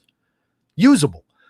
Xander Bogaerts, cheap for a guy who can create scoring events. 9 home runs, 12 stolen bases. Nothing great there. But again, across the counting stats, he's filling all 4 categories at least somewhat adequately for a very cheap option. He's not a shortstop in the sense of I'm going to one-off shortstop. Let me grab somebody even as a value play, really. But as a part of the stack as a value play, he fits the position. He works. Jake Cronenworth should come around at some point given his previous on-base skills, if nothing else. Right now, really bumping his way along over 174 plate appearances, but really cheap at second base. And then Louis Campusano, 5.96 in the home run model. He's got a little bit of pop in the bat. 88 pretty good plate appearances so far, 4 home runs, excellent premium contact numbers in that stretch. That's a usable catcher. He's only 3,400 on DraftKings. But again, the Braves are the more interesting one. Their catcher is more interesting than Louis Campusano, if for no other reason that he leads off. That's just a great uptick in opportunity. And Drake Baldwin's just great at cashing that ticket. 18 home runs, 273, 358, 475 season, a 129 WRC plus. Ozzie Albies is cheap for a guy who's found as much success as he has this year. 266, 317, 438 creating runs. He's down to a 103, actually.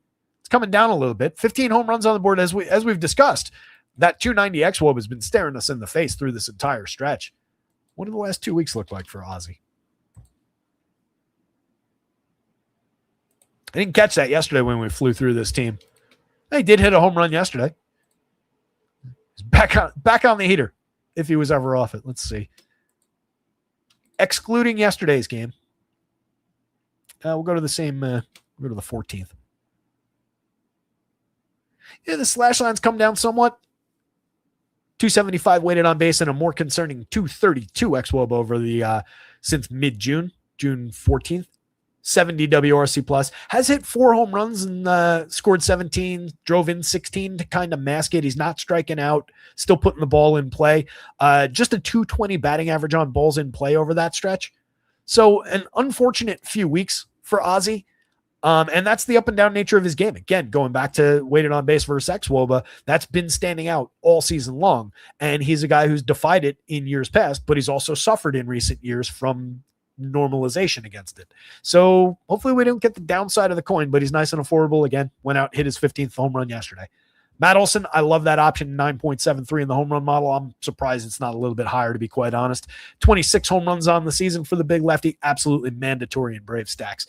Austin Riley, signs of life lately, 4,000, 3,000, 12 home runs on the board in 401 plate appearances, still way off pace for the season, but the premium contacts come around up to an 11.5% barrel, still growing. It's still short, way short of his previous season's numbers, but it's climbing. It's not going the other direction. It's a positive sign.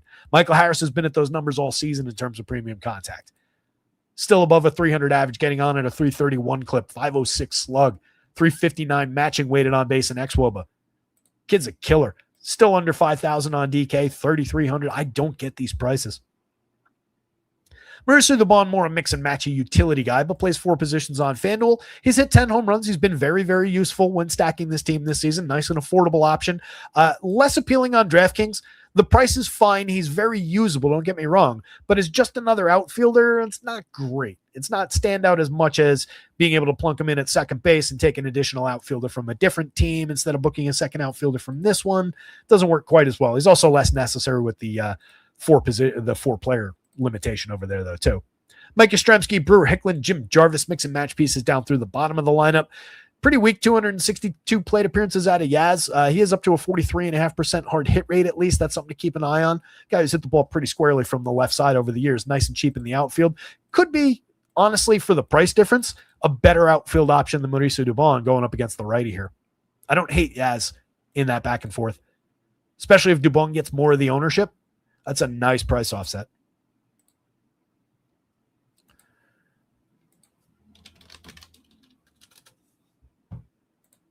Hicklin's been around for a minute. Yeah, Brewer Hicklin's 30, quad A player. You don't have to totally cross him off for that, but there's nothing overly special there. Braves bats, Pods bats. Ronaldo on DraftKings is usable. I don't love Walker Buehler in any scenario, and probably wouldn't use Ronaldo on FanDuel.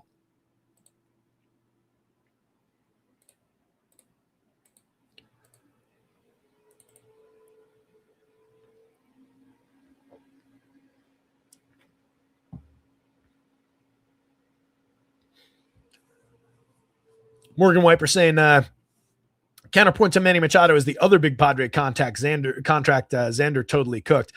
In terms of like, would I want him on a big contract on my baseball team? Is he cooked? Yeah, probably. We're never seeing star caliber Xander Bogaerts again. For DFS purposes, like I just went through, he can provide counting stats here and there, but yeah, you can do better as a actual position player in real baseball wise. And Manny, as much as he's maybe resurged around some of the power numbers, definitely still concerns in an ongoing sense across that slash line and what the future holds, because they've got him for another, like 8-9 years.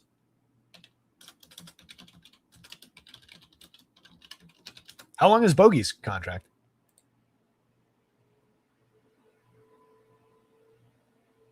Machado is signed through 2033 when he turns 40. Making, oh God, this is his last cheap season on that contract. He's making $25 million this year. Starting next year, for the final 7 years of this contract, Manny Machado makes $39 million a year. Ouch. So yeah, they need him to pull it together.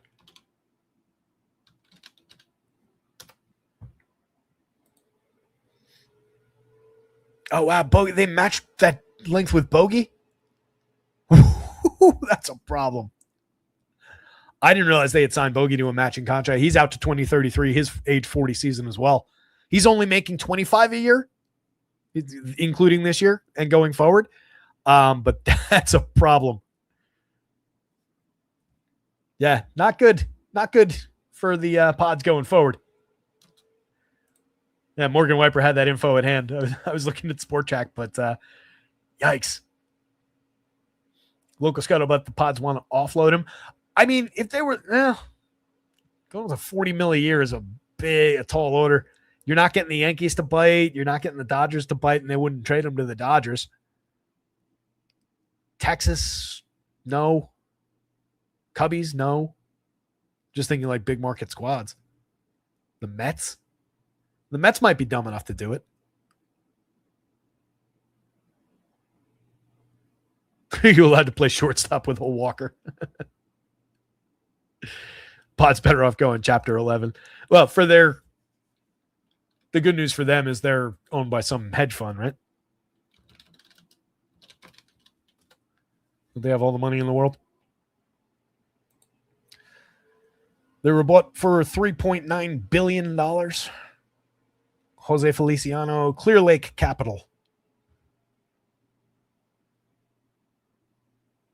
So I think they'll be fine. Private equity billionaire Jose Feliciano probably has money. But yeah, that's not a good situation, not a good way to build a baseball team. I would say maybe you could get the Mets on a Manny Machado deal, though. They're dumb enough to do it. Evan Morris, what's your advice on player projections today? that's ostensibly what we're here talking about.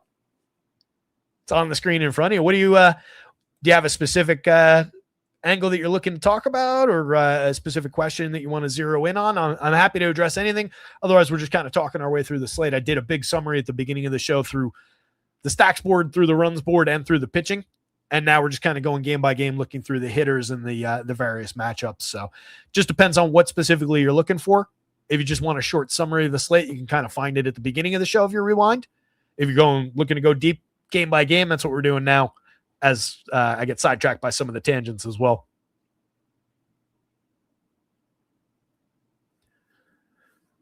Morgan Wiper saying the reason these contracts even exist is because Peter Seeler wanted to try to win a World Series before he died. Yeah, they were throwing money at players for quite a while there. Sad story all around, but he really helped baseball in San Diego. Yeah, I mean, look, the Pods are a presence now that they didn't used to be. That's an organization that, it's unreasonable to say they were a joke because they've had star and they had very successful seasons here and there. But there was a long stretch of time there where the Pods were not a good baseball organization. And they've really pulled it together nicely.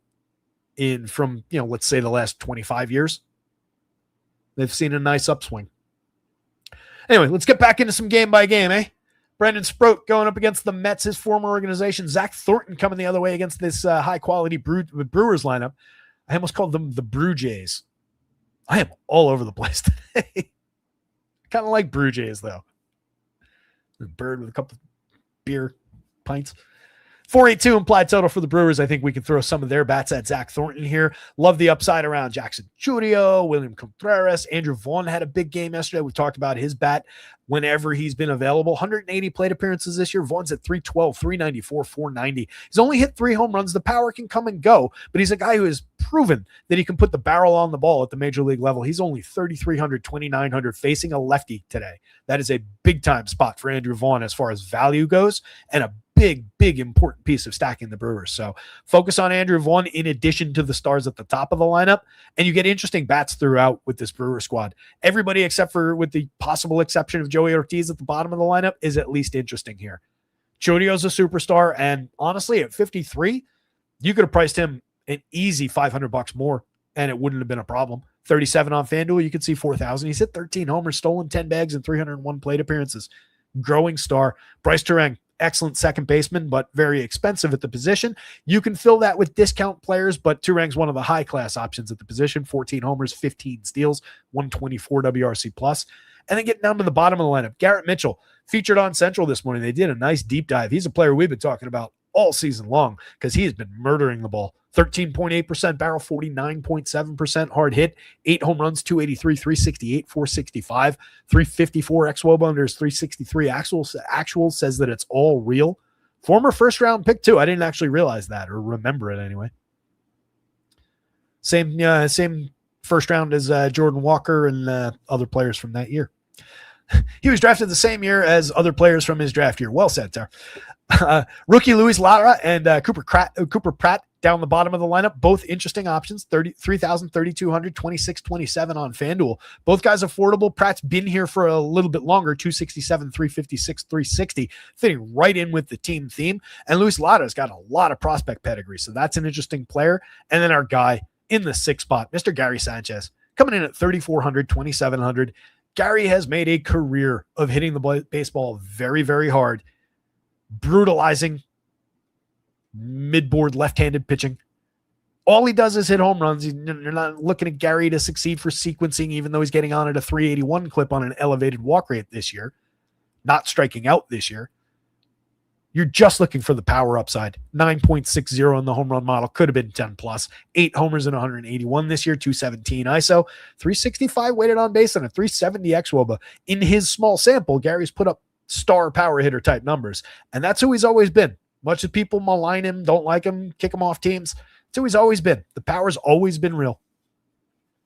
On the Mets side, that interesting Mets lineup has gotten deeper with the return of Lou Bob. They're interesting. Let me correct his name on the... I like the added depth. He is wildly inconsistent, but he, at least at the beginning of the season, before he took that bump, seemed content with where he was in life. Had some successful games, went into the tank a little bit before he went on the IL. And, he's coming off back-to-back bad seasons through the White Sox, but was basically miserable there. An emotional kid. You can understand where some of it goes, not all of it. We can't forgive all of it. But the price is down so hard against the lack of production the last couple of years, the injuries the last couple of years, that when you consider what the actual ceiling with Lou Bob looks like, it looks a little silly at these prices at $4,000 at $2,800. He is way more talented than just another outfielder in terms of power, speed, multiple skill, multiple category stuffer. Hasn't done much of it in 102 plate appearances this year, but it's in there. And he's very, very cheap. He adds a lot of depth to this Mets lineup that is a full 9-man lineup. Brett Baty, Francisco Alvarez down the bottom of the lineup at cheap prices positionally are very interesting hitters.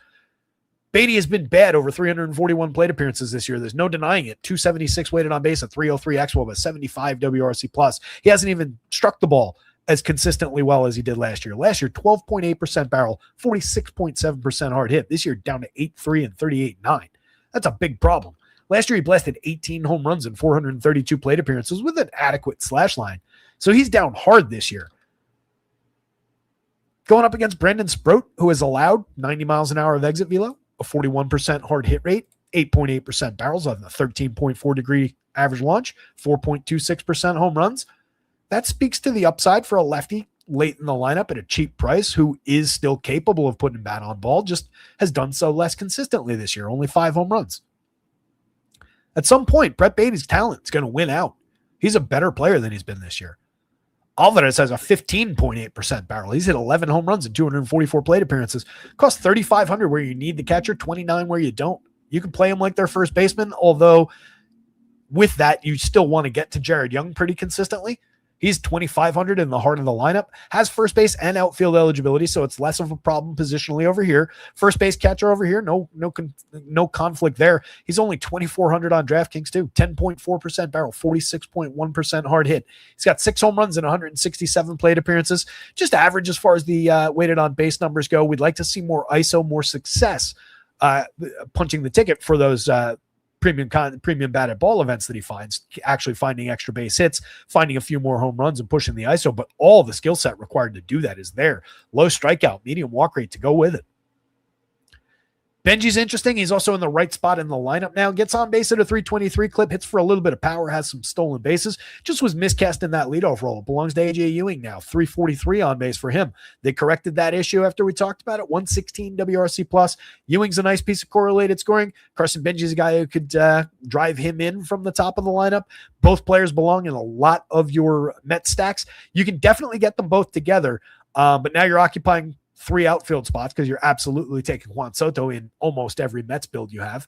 21 home runs, 407 on base, a 160 WRC plus, utter superstar. And then you get to Bo Bichette and Frankie Lindor. Not to sell those two guys short. Bichette showed a bit of a surge. He's up to 256, 304, 375, 10 home runs, capable enough numbers, even though the WRC plus is still 11 points below average. He's hitting the ball more like Bo Bichette. He's not striking out problematically, even though that's elevated a little bit. Very playable at these reduced prices at third base. And Lindor at 41-31, he's seen a big price hit. 223, 03, 387 is not him, but 6 home runs in 188 plate appearances. Only stolen 2 bases is kind of problematic, but that lurking 342 xWOBA shows what the upside looks like. The premium contact numbers show what the upside looks like and are similar to previous years. No concerns about Frankie Lindor. Big time quality for bats. I do think Thornton's at least a consideration at those prices just because of how the slate pieces together. You don't have a ton of great options. You've got a lot of just meh kind of options. So considering the depth that he showed, 7 innings last time out of 2 hit ball against Boston, 5 strikeouts, 2 walks. That was on the 12th. 6 innings the start before that on June 26 against the Phils. One run on 5 hits, struck out 7 in that one. So enough ability and enough depth to pay these prices off. I just hate the matchup for a chasing spot. If I'm going to chase, let me do it against a much worse team than the Milwaukee Brewers. For Sproat at 73-72, The Mets come in at a much lower total. They look like more of a target, but again, the lengthened lineup, the quality that really is present in this Mets lineup, bad as they've been throughout the season, and the vulnerability that Sproat has shown to a little bit of the power while putting too many guys on base via the walk, I think is an important addition there. Pitching to a 5.16 ERA but a 4.25 xFIP, there's potential damage to be done to Brandon Sproat. So I don't really have a lot of faith in him either. Little bit of a cheaper price. He's a dart from the bargain bin on DraftKings at best. Brewers bats, Mets bats, Thornton, Sproat. I don't really like either of the pitching options. I'm just going with the projection.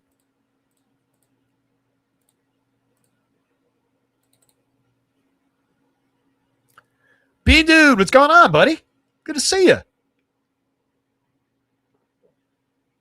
Been a minute. I know you're a busy guy. Good to see you. You guys need graphic design. That's your man. Larry C. not playing, but popped in to say hi. Appreciate you, buddy. XX Cubs is here. Think about the Padres is they're known to frequently give the hot Cosby. Speaking of, congrats again to Seth. 100K takedown in PGA over the weekend. Not bad. Mid-fours implied totals for both these teams. Tyler Mahle, no desire to play him whatsoever. 21.7% strikeout, pitching to a 5.31 ERA for mid-fours xFIP and Sierra, giving up plenty of, actually the premium contact's okay. Plenty of fly balls, let's say, and a 3.56% home run rate while operating significantly below average by Stuff Plus. Is locating pretty well, but with poor stuff, just kind of leaving it out there to be hit. So pitching in enough contact for these Royals to find their groove here. There's plenty of power. They've got Vinny Pasquantino back in the lineup. Hopefully he finds the upside version of himself going forward. A lot of usability around the Royals, and it's the same thing going the other way. Luinder Avila has limited opposing hitters to a 2.42% home run rate on 36.2% hard hits, 88.2 miles an hour of exit velo. So he does have a little bit of a knack for keeping the ball in the yard that's impacting the home run numbers slightly for the Giants. Elliot Ramos at just 7, Bryce Eldridge at 7. Those are respectable numbers, but they're not crashing the top of the board. Rafi Devers leading the way at 9.05.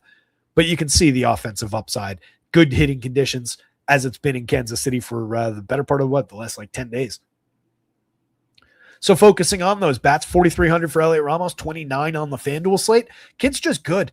252 consistently good plate appearances, 276, 310, 469, carrying a 341 xWOBA under an already decent enough 333 actual, 112 WRC plus, and continues to just crush the baseball when he makes contact with it. This is just an attribute that he has that he really doesn't get enough credit for. 15.7% barrel. You can't even call that double digit. That's well into the double digits. Same in 24, same in 23. Last year, he slipped a little bit for barrels, a little bit for consistency at that 47.4% hard hit. Or actually, that was the same number year over year. He's pushed that up this year in addition to the added barrels. It's a kid who's always made good contact.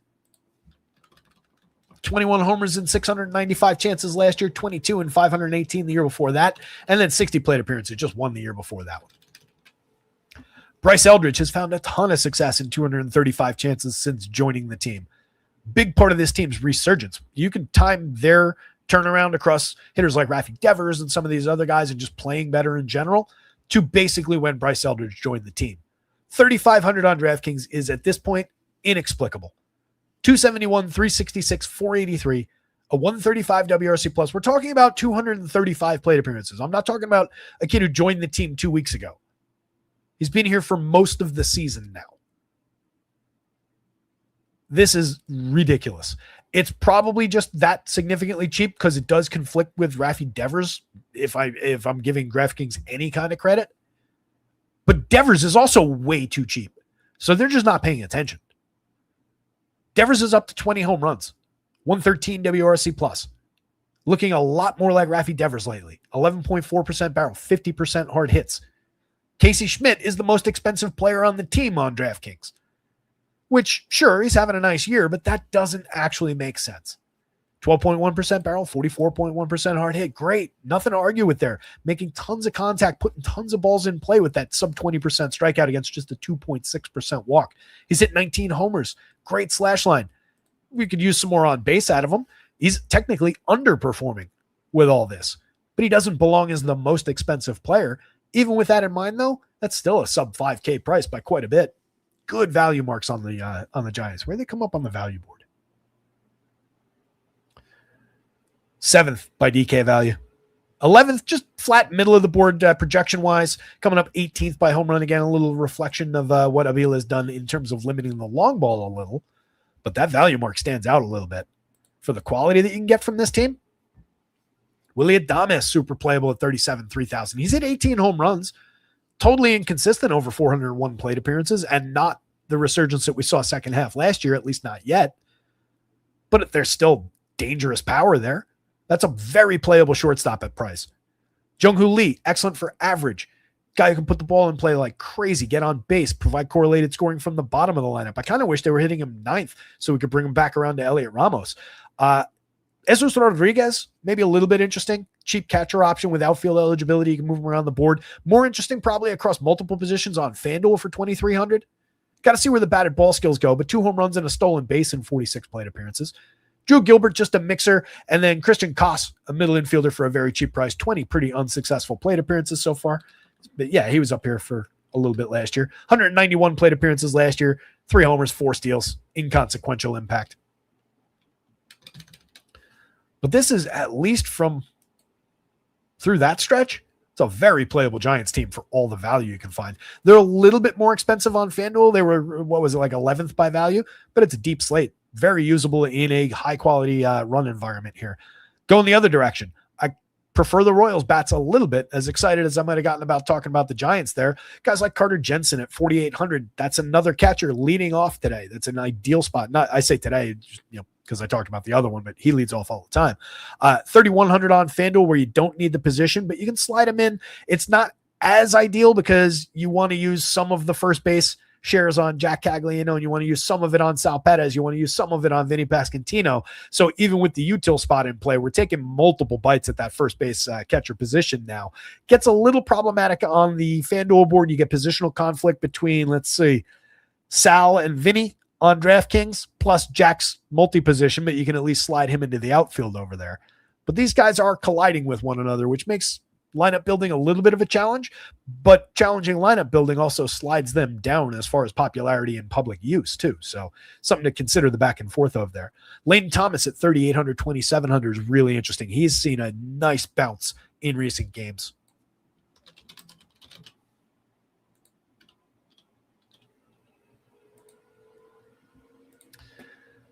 Come on. You know what? You know I'm trying to pull up the game log. Pain in the ass. That's what AI ought to be doing for us instead of taking over our world. Should be here to make sure the web page loads right and provides me the click that it knows I want to make into the game log. So annoying when it, like, everything's loaded and then the page just goes whoop at the last possible second before you click. Drives me nuts. 263, 326, 542 stretch. 7 home runs, 17 runs, 19 ribbies, pair of stolen bases. It's over his last 129 plate appearances going back to mid-June. 370 weighted on base and a 367 xWOBA, 135 WRC plus over that stretch. It's a really solid month plus. And Lane Thomas is a guy who's gotten those kind of numbers done before. 142 plate appearances in a lost season last year, but the year before, 528, hit 15 home runs, stole 32 bases, and was very good the year before that. 268, 315, 468, 28 home runs, and 20 stolen bases. So, people kind of wrote off Lane Thomas. I literally picked him up off waivers in the Dynasty League 2 weeks ago. So nice return to form, and the prices haven't noticed. 3,800, 2,700, not a true 2-hitter, but very usable for our purposes from that spot. Jack Caglianone at 46 is too cheap. 31 is too cheap. 16 home runs, all the power in the world, 15.1% barrel, 55.2% hard hit. Take advantage. Sal Perez, 3,400, 2,700. He is up to 13 home runs. He has been finding the long ball lately. He has been engaged a little bit lately. A lot better than he was for the first 2/3 of the season. Vinny at just 43, 28, hitter we've really liked over the last few seasons. Found it in a big way for us last year. Lost a lot of this season. Wasn't good at the beginning of the year when he was trying to put things together. It is 312 plate appearances. It's not nothing. 221, 311, 339, only 6 home runs. Really struggling to find it this year, but a very talented hitter and a guy with a great eye at the plate. He's always been low strikeout, capable of working the walk, but more to the point, puts a lot of balls in play when he's going right with a lot behind him. 44.7, 45.8% hard hit rates the last 2 years. So Vinny is an asset in this lineup. Again, the positional collisions kind of suck. Starling Marte, Michael Massey, Nick Lofton, and Tyler Tolbert to save a little bit of time going down the lineup. Any one of those guys in any combination with the top of a lineup, perfectly fine. You can probably get away with 2 of the cheap options as well, especially on FanDuel with all the cheap multi-position those 3 guys at the bottom of the lineup provide. There's enough ability there. Michael Massey can hit the ball hard, more of a line drive hitter, but a low strikeout, low walk guy, a lot of balls in play. All 3 guys actually fit that profile as far as being low strikeout and putting the ball in play. Tyler Tolbert puts together big-time fantasy scoring from time to time. He's stolen 11 bases in 65 plate appearances this year. If he gets to first base, he is running. He's slashing 345, 381, 466 right now, 134 WRC plus. It's a tiny sample, but this creates significant scoring events. He's also hit 2 home runs in that small stretch. Last year in 57 plate appearances, he stole 21 bases. So this is not an outlier. This is just what this dude does. So watch out at the bottom of the lineup. There is playability through there, and they make things interesting because second base eligibility across all 3 of those guys, in addition to some other spots. But I don't have an issue if you happen to come up with 2 players from down there. You're not targeting that build, but with the back and forth across catcher and first base that you have up here, you probably will get it. And it's not going to be a go-to for a lot of people. The guy I want least down there is probably Nick Lofton with his generally unsuccessful season so far. He's right at league average for run creation. He's not completely awful, but he doesn't provide nearly the fantasy scoring upside that any of the other guys down there do. But that's a very playable Royals team. Molly's worked to a 21.7. I did Molly already, right? Yeah, 5.31 ERA, 4.19 xFIP. Not allowing a ton of hard hit or exit velo, but home runs are there. Royals bats, Giants bats, love their value mark on DK. Really not interested in either pitcher, but I think it would be Luinder Avila for the 58. His issue comes up again. He is good at limiting premium contact. He's been keeping the ball down. He's been missing the barrel, but he puts way too many guys on base. It's just going to feed this team a little bit, just give them too many opportunities where in these hitting conditions, he's going to end up failing. So I don't really love it even out of the bargain bin over there.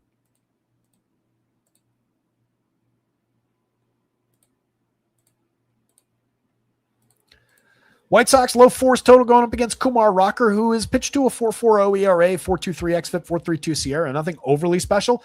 So kind of right on the nose as far as his standard game. I think the White Sox have a little bit more upside than that, so at least playable. And if people aren't going there, it makes them somewhat desirable, but they do collide with value marks. I'm going to say poorly. Yeah, 24th by value on FanDuel, 26th by value on DraftKings. They pop a little with that 13th ranked home run mark. Rocker hasn't been terrible as far as home runs go, though. 3.08% rate on a manageable 12.2% degree average launch. Is giving up a lot of hard hit, fair amount of exit velo, but not a collision of those different factors with launch. So only a 7.7% barrel. But a guy like Munetaka Murakami, Kosa Montgomery, those guys can figure that out and still find the long ball. 20 home runs for Murakami. Missed some time, 24 home runs for Colson Montgomery. You've also got 21 on Miguel Vargas with 11 stolen bases and a great on-base percentage from the 3 spot. Those 3 guys are very expensive together, but those are the heart of the lineup. That's who you have to get to if you're going to this team. And then you can pick from a decent enough collection of guys to offset price at least a little bit. The most desirable of those players is Sam Antonacci in the leadoff role.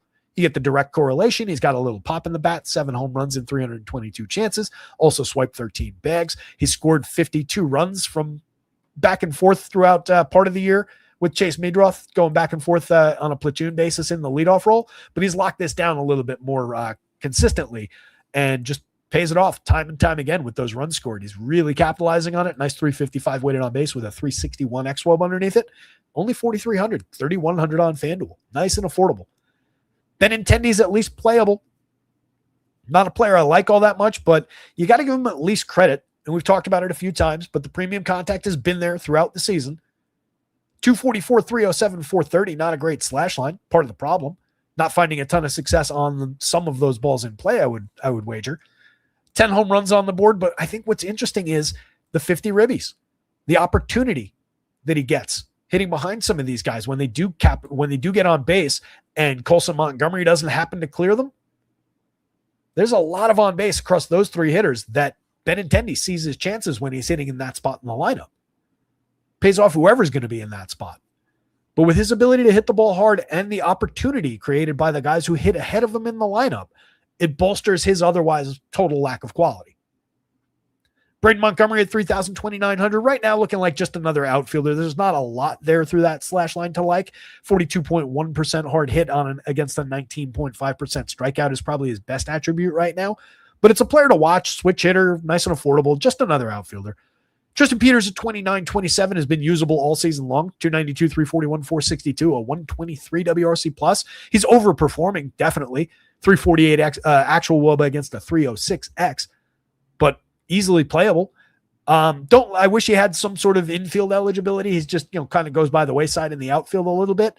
I'd rather have Chase Meadroth at second base, even at the higher price.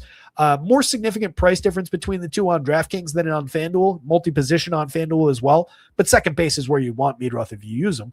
272, 344, 379, 7 homers. A little bit of a downturn in his OPS over the last month and change, but still a very usable bat-on-ball, contact-oriented hitter. Striking out at an unexpected rate this year, by the way. Up like 10 points over where I expected him to be and where he's been consistently on his way up, and including last year in the show. Drew Romo, mix and match quality catcher. 5 home runs on the board and 127 chances, but it's just random. No real premium contact to support that, and nothing else through the slash line. On the Rangers side, targeting Noah Schultz, not a terrible idea. Even in a pitcher-friendly park, Schultz didn't really arrive as advertised. One of the top pitching prospects, one of the top lefty prospects in the game, but comes up 11 starts deep, 53 innings. We're at just a 20.3% strikeout, 12.6% walk, 8.6% swinging strike rate, working to a 5.60 ERA with a 5.28 xFIP, 5.04 Sierra. Might need a little bit more seasoning before we actually have him. 89.1 miles an hour of exit velo is fine but high. 3.46% home run rate is fine but high, if you get me.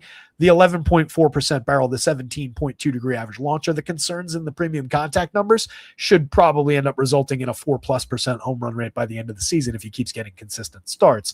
Not really showing in many of the Rangers power numbers there. You've got more 15, 20 home run type guys through this lineup than you do 40 home run types. That's part of the issue there. It's a healthy enough number on Wyatt Langford at the 6.59, Jake Berger at the 6.75. Those aren't unreasonable. Berger leads this group with 17 homers this season. Inconsistent player, a lot of zeros out of Jake Berger. But when he connects, he can still mash. 10.6% barrel on the year, 46.7% hard hit. So a very playable piece at 3,600, at 2,800 at first base if you're going to this team. I wouldn't say Jake Berger's the draw, though. Wyatt Langford's probably the draw up in that leadoff spot.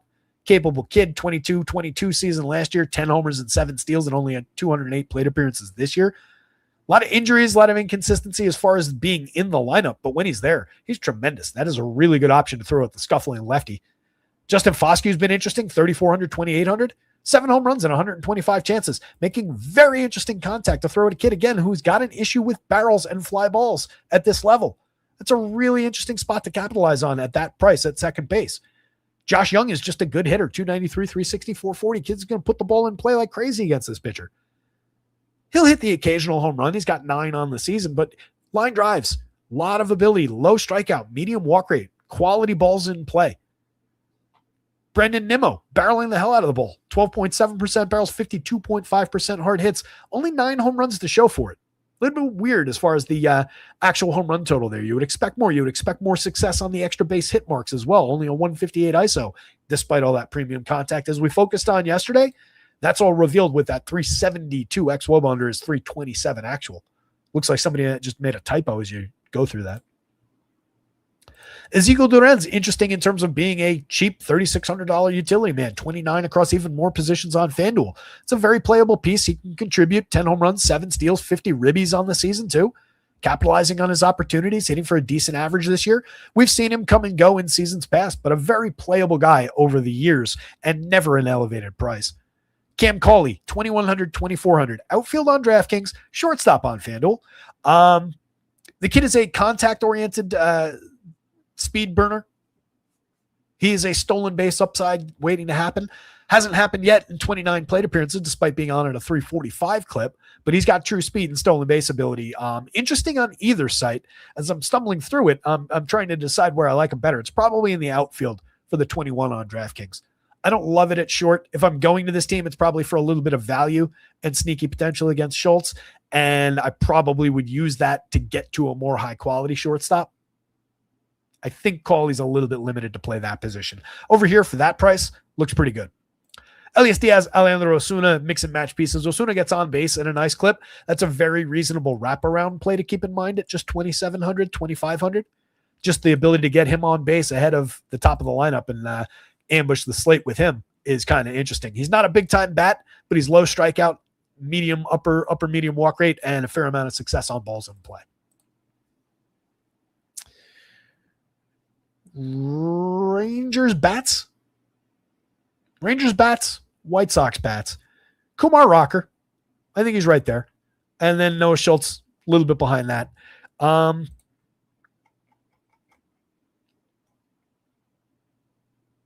Rocker, 5 2/3 in his last start, but gave up 7 earned runs against Houston. That was problematic. 3 home runs allowed in that game, struck out 6. Start before that just went 4 1/3. That was the one that stood out in my memory. Only 3 earned runs, but only faced 18 hitters, struck out 4, walked 1. If memory serves, the pitch count got away and was a little inefficient that day. A very good 6-inning game against the Blue Jays on June 28th. 4 hits, no earned runs, over 23 hitters, struck out 5, walked 1. That's a nice effective start. You get that kind of a day for 6,400 against a White Sox team that could allow him to have that kind of a day, even with a few more strikeouts along the way. Rocker's not off the board, particularly on DK at 64. He's got enough potential, just barely, to pay off that price. That's a nice, cheap bargain bin price. Over here, 7,800, a little elevated for the quality. The idea of a quality start has mostly eluded him this season. Let's see. 1, 2, 3, 4.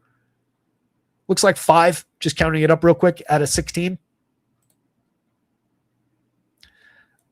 A bigger dart throw here, let's put it that way, on FanDuel. A little bit more interesting over on DK. All right, Wrigley game. Hit that like button for me if you get a chance out there and you haven't already. Subscribe to the channel when you get a chance. Scrolling across the bottom of your screen all show long has been the details about free weeks at rotoscouts. Free first week on any weekly plan anytime right now with promo code TRYME. At some point, I'll end that promotion, but right now it's just wide open. Take advantage. Promo code TRYME, all one word, capital T, capital M. Free first week on a weekly. Gets you access behind the paywall to every piece of content for baseball. Yes, Greg Biancone, Yankees game postponed before the show. That was the one I caught. Ranger Suarez scratch I didn't catch and threw me off the rails, and I don't feel like I've ever quite gotten back on. A lot of talking, though. As I was doing the little plug there, I was trying to get more lineups in. We did not get either one of these coming down. So this game is the complete opposite of what it was yesterday. We were talking all that wind and support for offensive upside. This is a game where the wind is blowing in at 19 miles an hour, gusting up probably further than that. You've also got quality pitchers here. David Peterson, that 6.45 ERA is pretty ugly. 4.37 xFIP, 4.52 Sierra, obviously a lot better than that, more reflective of the quality of the pitcher, but not nearly as good as he's been. Last year, 4.22 ERA, 3.73 xFIP, 4.09 Sierra, around a 4-run starter is my expectation. That was 30 starts, 168 innings. He's had years where he's been better for strikeout, 26% over 21 starts back in 2023. In more complete samples, though, he's settled into about this 20% strikeout guy. Has issues with walks when he's going wrong, can give up the long ball a little bit. He is pitching currently to a 43% hard hit, 90.4 miles an hour of exit velo, but he's usually pretty successful at keeping the ball down. 8.5 degree average launch this year. Last year it was 4.3 degrees, 7.2 the year before. So the home runs, anytime they happen, it's typically a mistake pitch. Hitters taking advantage. You also have a little bit of a downturn with the lefty on the mound. No Kerry Carpenter in the lineup, by the way. He took a bump yesterday as our home run pick. And of course, I mentioned on the show, I had written Riley Green in as the pick, and then I went and changed it to Kerry Carpenter, swapped them from the team pick to the actual pick. And of course, it went the other way. Riley hit one, Kerry Carpenter did not, and got hurt. C'est la vie. Fromber on the mound for the Tigers.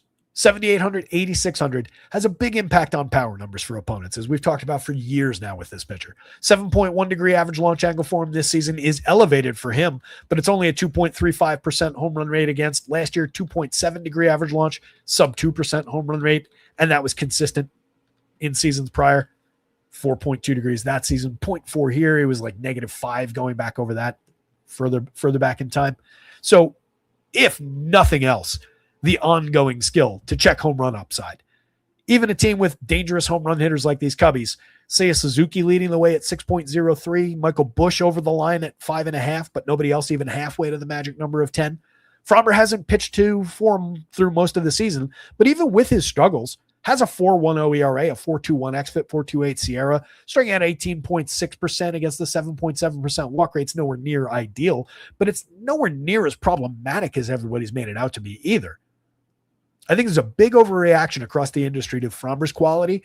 7,800 is an overreaction in price. 86 is probably about right on FanDuel. And you can see there's a pitcher who, this start last year probably would have projected over 30, even earlier this year. So he has come down in expectation and projection and so on and so forth. But I think he's more high quality than what we're giving him credit for now. With the wind at his back, with the ability to check power, I'm interested in Framber at these prices. Maybe I have to apologize for that tomorrow. Maybe I don't. Maybe it wins us the slate. It's a guy who's won us slates in the past. Pitches deep into ball games. 107 2/3 in 19 starts this year. And that's with some shorter starts than he's made, than he typically makes.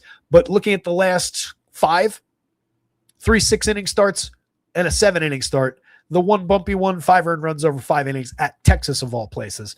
Struck out just 1 and walked 2, but made up for it in the following outing. Faced the Athletics at home, 7 innings of 3 hit, 1 run ball, struck out 9, walked 0. That's a nice vintage Framber Valdez start. Capable of doing that any given slate. If we're looking at bats, Tigers got Gleyber Torres back in exchange for Kerry Carpenter. We've talked about Gleyber a lot on this show. He's been injured quite a bit this year, only 195 plate appearances, but they've all been high quality when he's made them, or at least like 40% of them have. 405 on base, 288, 405, 400. Never gets enough credit for all his quality of just getting to first base and setting the table for his teammates. The power can come and go with Gleyber, but he's always been low strikeout consistently and improved it over the years. High walk rates consistently and improved it over the years. Last year, Gleyber Torres, mediocre as his season might have been with only 16 home runs, a 256, 358, 387 slash line. The 358 is pretty spectacular. Had a 332 weighted on base, which is well above average, and a 363 xWOBA that I've highlighted a bunch of times, but not for a while now because he's been on the IL. That was the second highest xWOBA among second basemen in baseball last year. Gleyber Torres, you cannot convince me, is not good and not worth 4,300, 3,000. He is worth well over those prices. Top of the lineup here. If you're going Tigers against David Peterson, that's a great reason to do it and a key player in doing so. Matt Vierling for cheaper. Interesting enough bat against the lefty. Not having a great year. 273 pretty poor plate appearances so far. If he's hitting second in this lineup, though, he would be in play in conjunction with these other guys. Kevin McGonigal, wouldn't skip the star for lefty against David Peterson. No issues there. 45-33. Fairly priced. Third base is ideal for him. Dylan Dingler, a lot of pop from the right side. Same thing with Spencer Torkelson, and then Riley Green can find success against the lefty, no problem.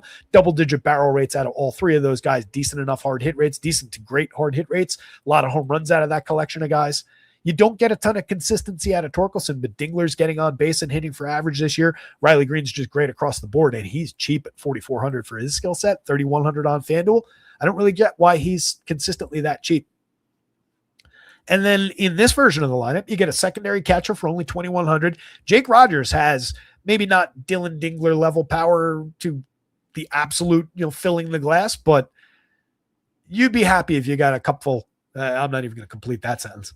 That could have gone poorly. Let's recalibrate that analogy. If you pulled up to the gas station, no, that doesn't go too well either. Dylan Dingler's got a lot of power. Jake Rogers has a fair amount of power as well. Both guys can put the bat on the ball. 3 home runs for 100 in 103 plate appearances. Otherwise, a lot of zeros out of Jake Rogers. But there is a nice price difference between the two. So if you absolutely need to, in a Tiger stack that's not a great idea today to begin with, is a reasonable pivot to be made there to Jake Rogers if the lineup's configured like this. Hey-Yu Lee has hit the ball squarely enough throughout the season. 4 home runs, 256, 287, 388. Doesn't exactly get it done, though. 86 WRC plus, and Ben Malgieri, a skippable piece. On the Cubs side, PCA, monster season underway. 21 homers, 25 stolen bases.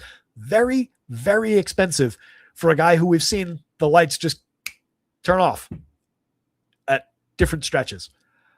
I don't love him at price. I fully acknowledge his talent and how good he's been this year, and he's been worth every penny.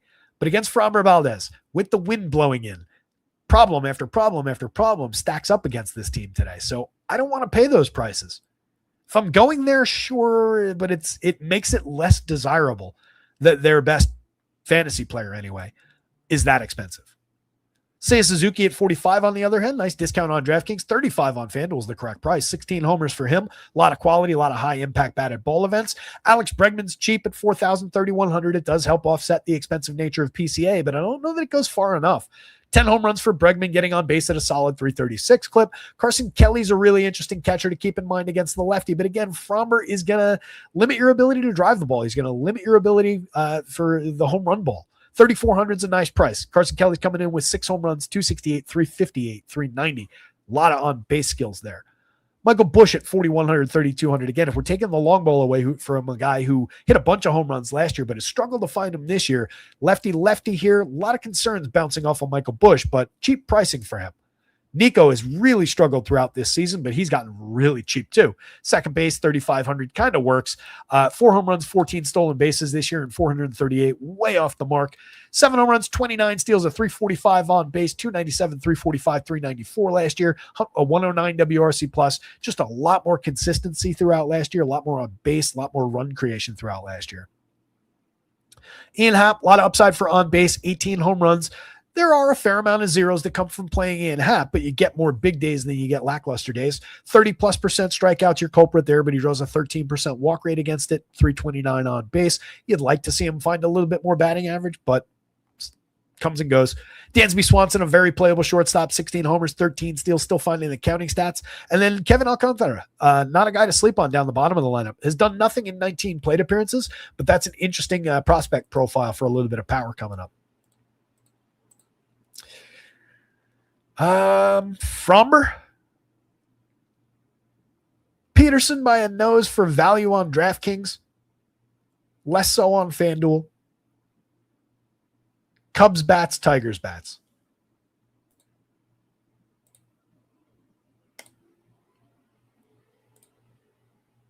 Colson Montgomery scratched. Awesome. Yet another thing to remember to change. A lot of updating to do after this show's over. Rotoscouts.com is the website. If you're new around here, check it out. Free weeks are available with promo code TRYME. Free first week on a weekly. If you don't cancel in between, that will renew at regular price, just so you know. Regular price under $1 a day. $6.93 for a week. We'll get Colson Montgomery updated off the slate. The Yankees Pirates game is already off the board. We'll keep an eye on Fenway Park. Reiner Suarez already scratched from that start. A lot of moving parts. Miami Marlins against the Houston Astros. Interesting spot here. The Marlins previously were leading the whole slate for power. I think the Orioles probably surpassed them now with the marks that they're drawing against the left-handed opener or whatever comes out of the bullpen. But the Marlins still very interesting. 465 implied total. A lot of left-handed pop in the lineup showing up here. All of Kyle Stowers, Liam Hicks, and Griff Conine are interesting for premium contact and for power upside. Heriberto Hernandez from the right side finds a ton of premium contact and rates out for a lot of power today as well. One of those guys I just mentioned is the home run pick of the day. It was already spoiled in chat earlier in the show. It's just a really interesting top-to-bottom Marlins lineup against a gettable starter, Tatsuya Imai. 27% strikeouts, nice number over 52 innings, 13 starts in his first season in the show, finding a 12.7% swinging strike rate to highlight the upside.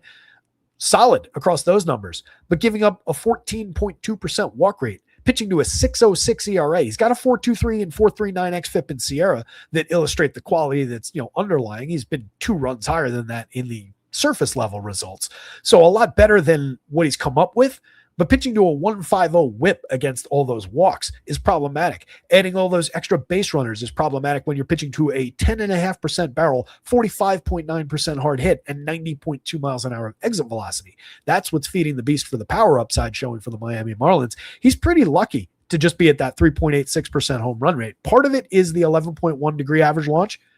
That's not super downward trajectory, but it's at least manageable and it's saving his life as far as the rest of those contact numbers go. But that could go by the wayside any given slate. And these Marlins got some true decent home run hitters now.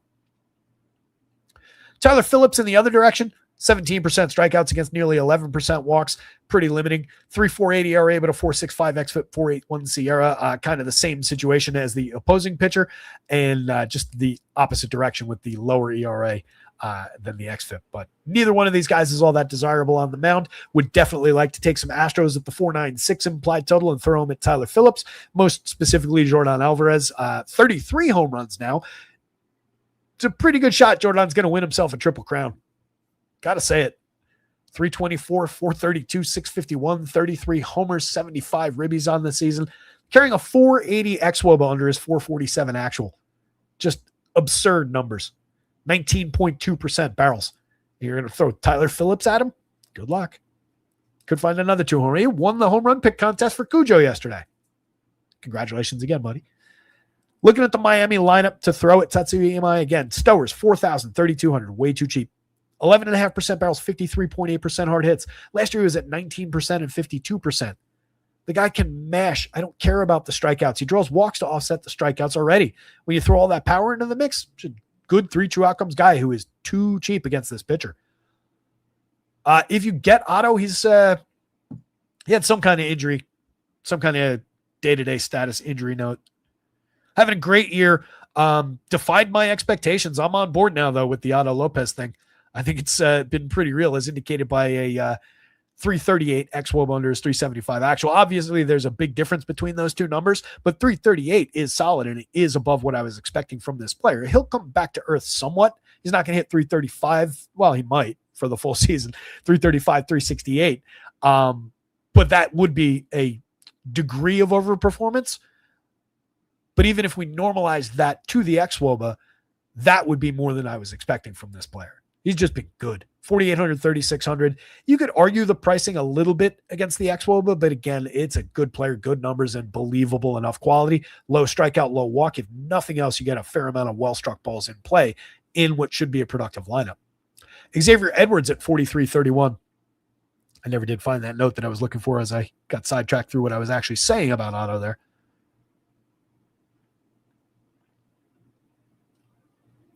Otto's today with a finger issue.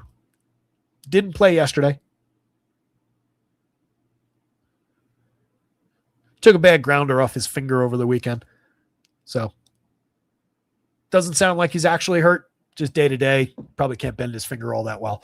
May see him today. If he's in the lineup, he's super playable in your stacks. Guy's been killing it all year. Xavier Edwards at 43.31 fits in at second base nicely on either site, whether Otto's in the lineup or not. That's where I want X. 6 home runs, 14 stolen bases, a 379 on base, 118 WRC plus. Solid for average. Should see a ongoing uptick for stolen bases with how much he's getting on base. What wasn't real was the power display we saw from him at the beginning of the season.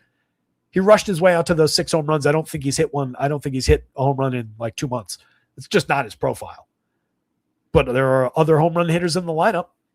Liam Hicks out to an 11.24 in the home run model today. He's hit 14 in 359 plate appearances on the season. Kind of defying the contact that he makes, but he's doing it in an ongoing sense. And he puts so many well-struck balls in play with that 9.5% strikeout, 9.2% walk rate that you just cash the upside.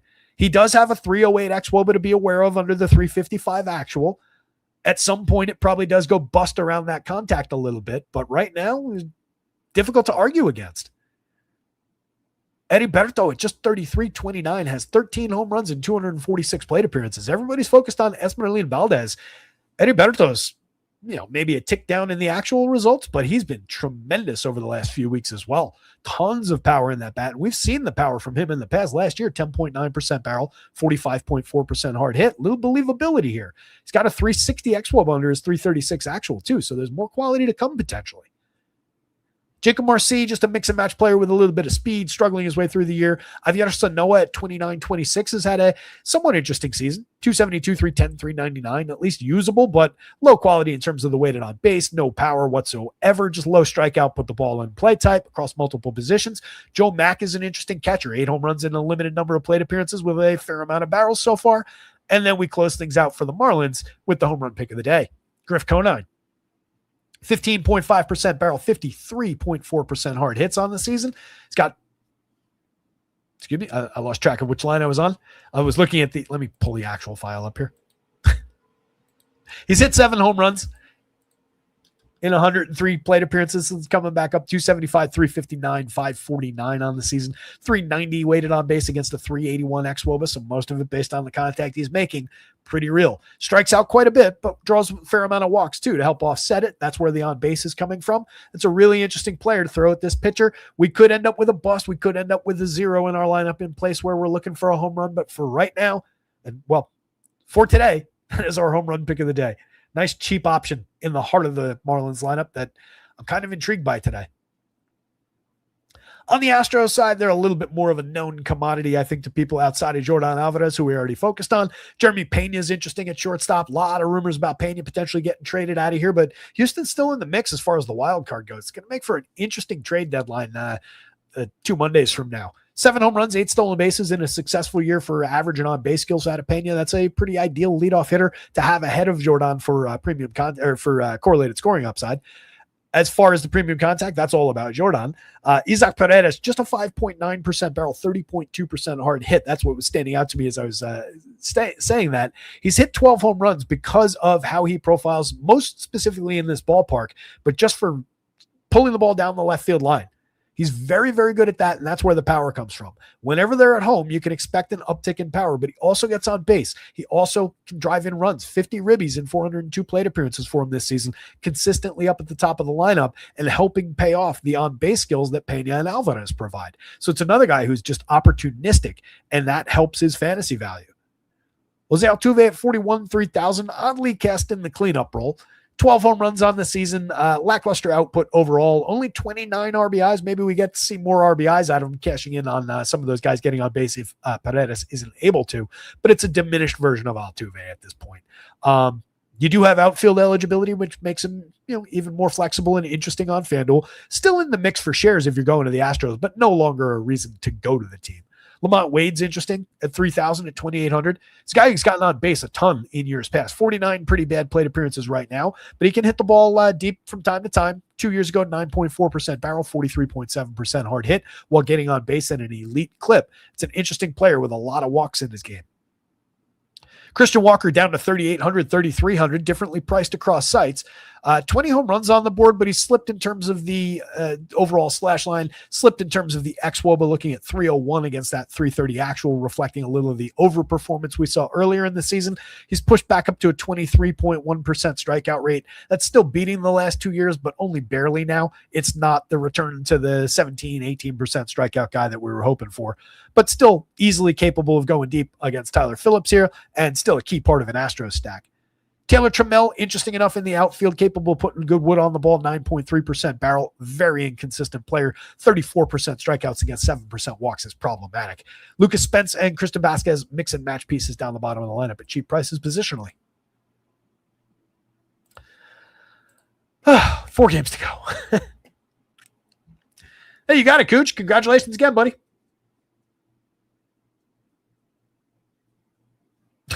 Card Shark. The trolls have discovered us again. 2 hours into the show. As we're working our way through this thing. Yes, I got fired. I fired myself from my own site. I no longer want me doing content for my site. Coors Field game, we fortunately do not need to talk about pitching in any way, shape, or form.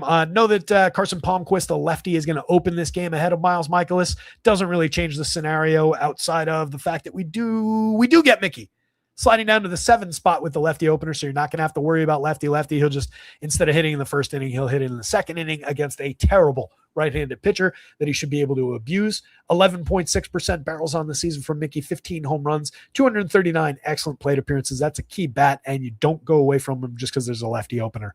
Even if they get to him down the bottom of the lineup, if they're running, if they're out of the gate strong against Palmquist, I'm not worried about that matchup. Jake McCarthy still at the top of the lineup at 4,800, 3,700, 10 home runs, 17, still having a great year, 350 on base, a 120 WRC plus. Colt Carrick, solid rookie, 287, 367, 519, 4 homers, 2 steals. Excellent 129 plate appearances, drawing a good walk rate, low strikeout. Needs to push the premium contact a little bit, but he's found the barrel a few times. He's had some interesting batted ball events. The reason I say that is he's currently carrying a 231 ISO. I would expect around this that the power numbers do get diminished over time. Probably also not going to play to that 373 weighted on base given the 326 xwOBA, but should continue to provide above average games, especially at medium salary. 61.42 for Hunter Goodman makes him one of the most expensive catchers on the slate. That said, probably one of the best options. 30 home runs playing in Coors Field today, wind blowing out, et cetera, et cetera. All things favor hitting here. Hunter Goodman, one of the most likely guys to capitalize on it. 11.32 in the home run model.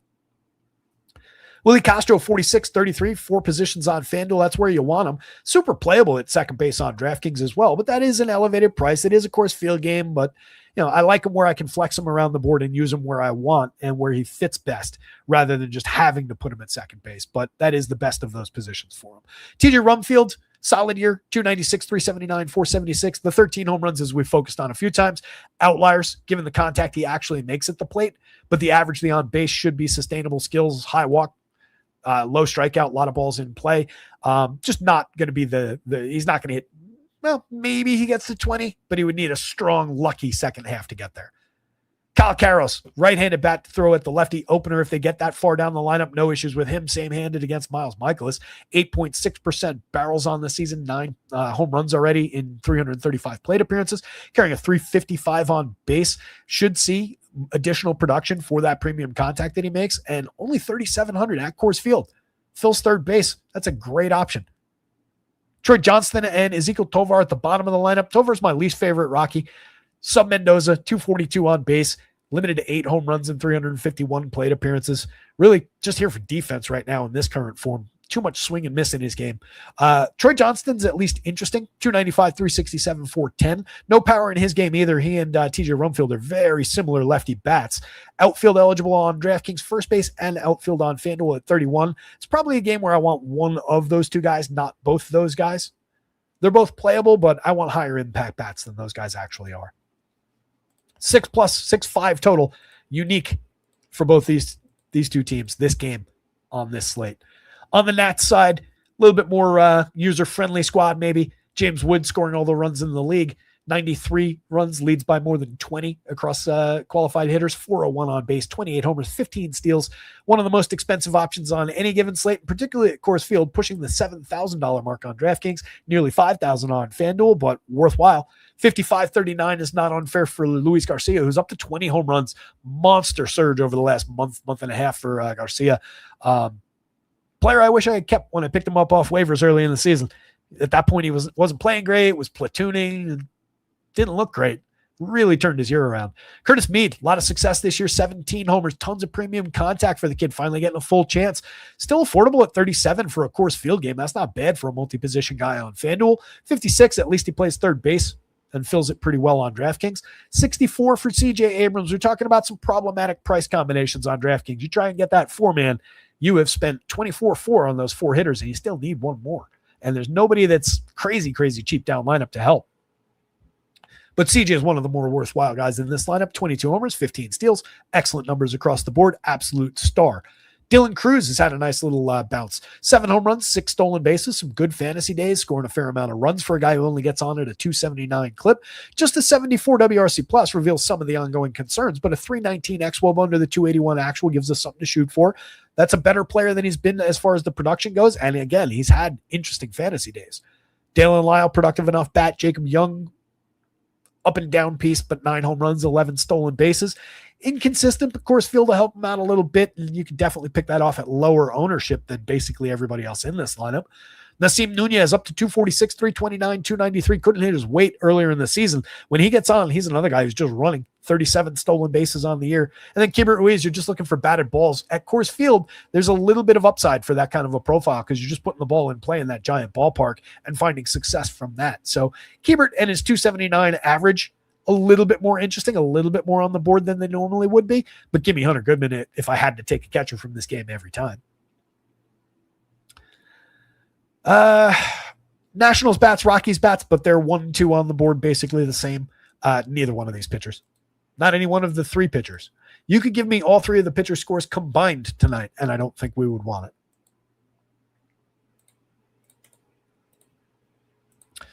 Wilbert Urena, the more interesting of these two pitchers. And I say that because he's keeping hitters to a 5.7 degree average launch while inducing weak and medium contact like crazy. 32.3% hard hits, 86.7 miles an hour of exit velo. So I'm a complete believer in that 1.41% home run rate that he's allowed over now 15 starts, 81 and a third. 6 home runs on the season, I think I said earlier in the show. Kid has at least got a knack for that. Beyond that, we'll see where it goes. 22% strikeouts, a 13% walk rate. We're not going to use swingy strike. Probably forgot to take the Enya off his name. Not worth going for. It'd take too much time to figure out which one of those boards that's coming from. I forgot to take the Enya off his name on these numbers. Not a big-time strikeout pitcher, but around league average at 22%. The best attribute he's got, though, is this ability to limit barrels, limit power, and it's having an impact across here. Even our guy, Jordan Walker, is not quite halfway to the magic number, 4.95 in the home run model. Jordan's been amazing this season, 292, 355, 525, 22 homers, 14 stolen bases that he doesn't get enough credit for, 372 xWOBA, 141 WRC plus, just one of the best players in the league, full stop. JJ Weatherholt, tremendous rookie season, 4,700, 3,400, very usable. Love him at second base on both sites. Wouldn't have an issue with him at shortstop on FanDuel, though. That's a playable piece there. I like him a lot better at that position than I like Mason Wynn from this lineup if I had to take a shortstop from St. Louis. So that gives him a little bit of a bonus attribute, I'd say, rather than being a negative.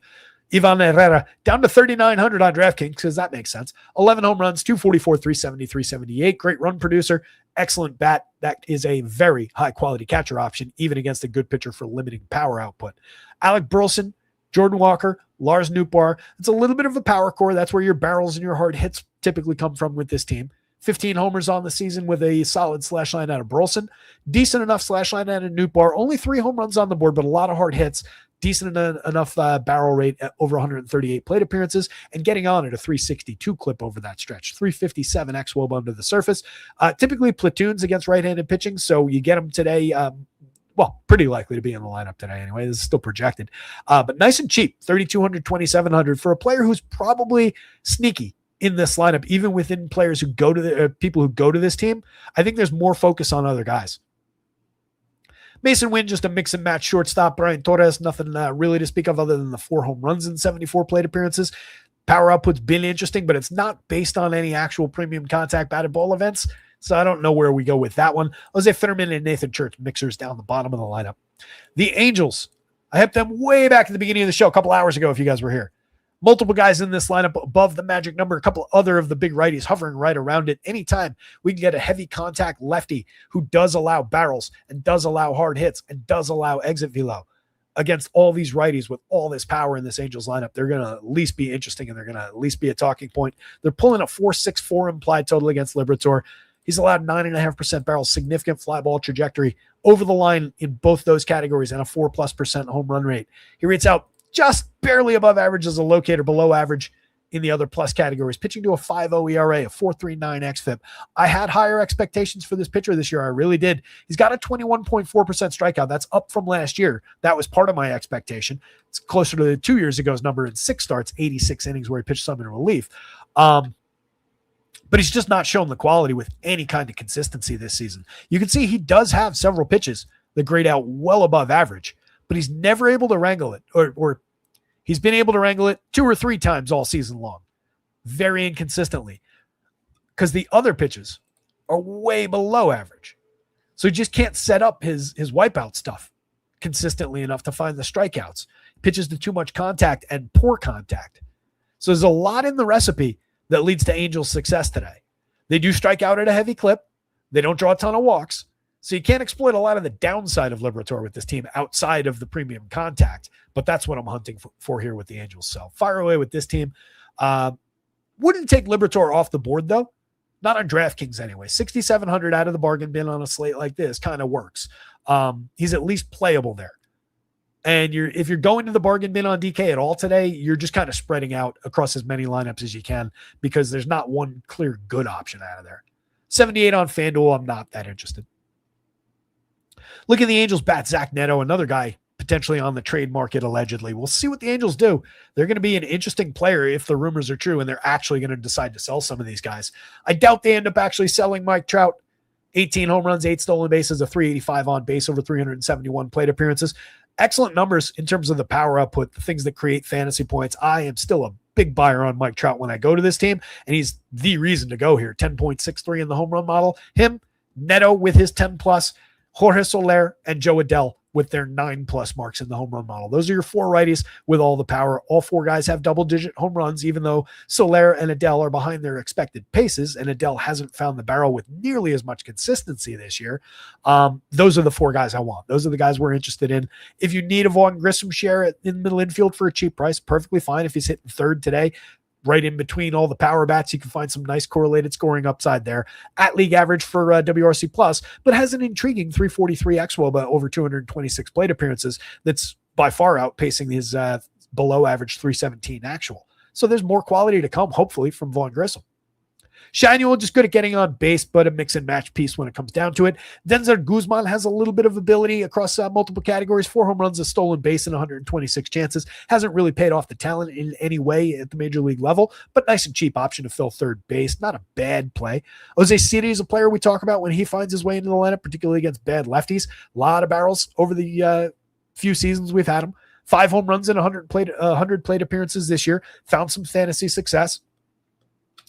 Looking back over the years, just 36 plate appearances that we can forget about last year. But 2 years ago, 18 home runs, 14 steals, and 448 plate appearances in his most complete season. 25-12. Wait a minute. Am I the right guy? Yeah. 25-12. So this was his most complete season in just 364 plate appearances. So there's a lot of fantasy scoring, multi-category contributor in a big way.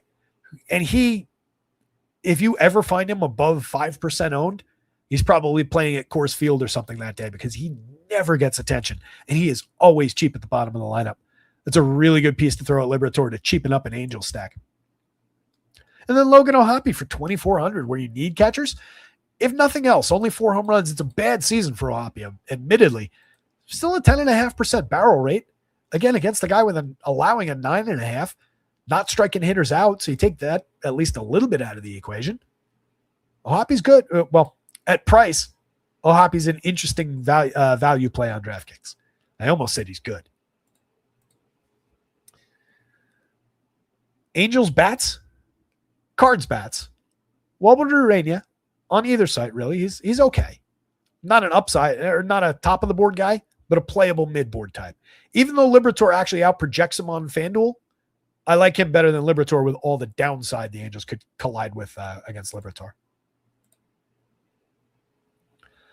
Another game, we're looking at offense. D-backs 5+ implied total against Jack Perkins, 4.56 implied for the Athletics, coming the other way against rookie Cole Drake, who's making his debut. Perkins, as mentioned earlier in the show, a lot better under the surface than he's been pitching. 6.87 ERA is obviously terrible and really problematic, but he's got a 4.11 xFIP and a 3.52 Sierra, which is really interesting.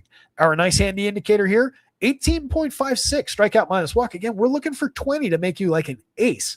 So when a kid like this comes in at 18.56, we know that 6.87 ERA is way inflated. Just a lot of bad luck, a lot of misfortune. He's actually pitching fairly well.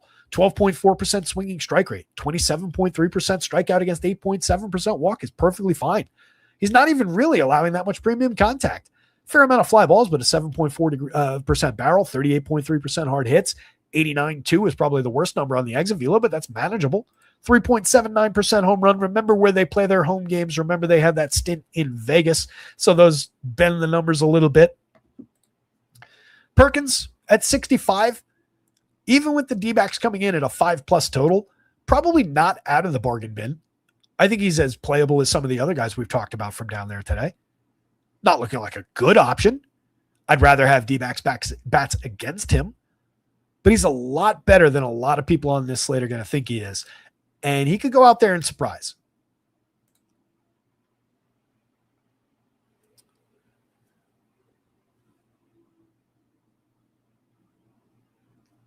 Like for 65, would we take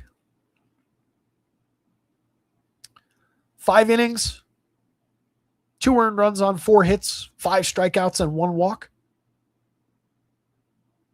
That was what he did against the Angels 3 starts back. Surrounding that are a 3-run game in 3 innings, a 7-run game in 3 2/3, and a 4-run game in 5 innings to start before that one. 3 earned runs over 5 innings going back. His most successful work, it is important to call out, by the way, came while in relief. He's made 6 full starts, a lot of bulk relief type appearances, multi-inning relief appearances. I'm just kind of intrigued by the numbers. And as we saw on where were the Diamondbacks on the stacks board?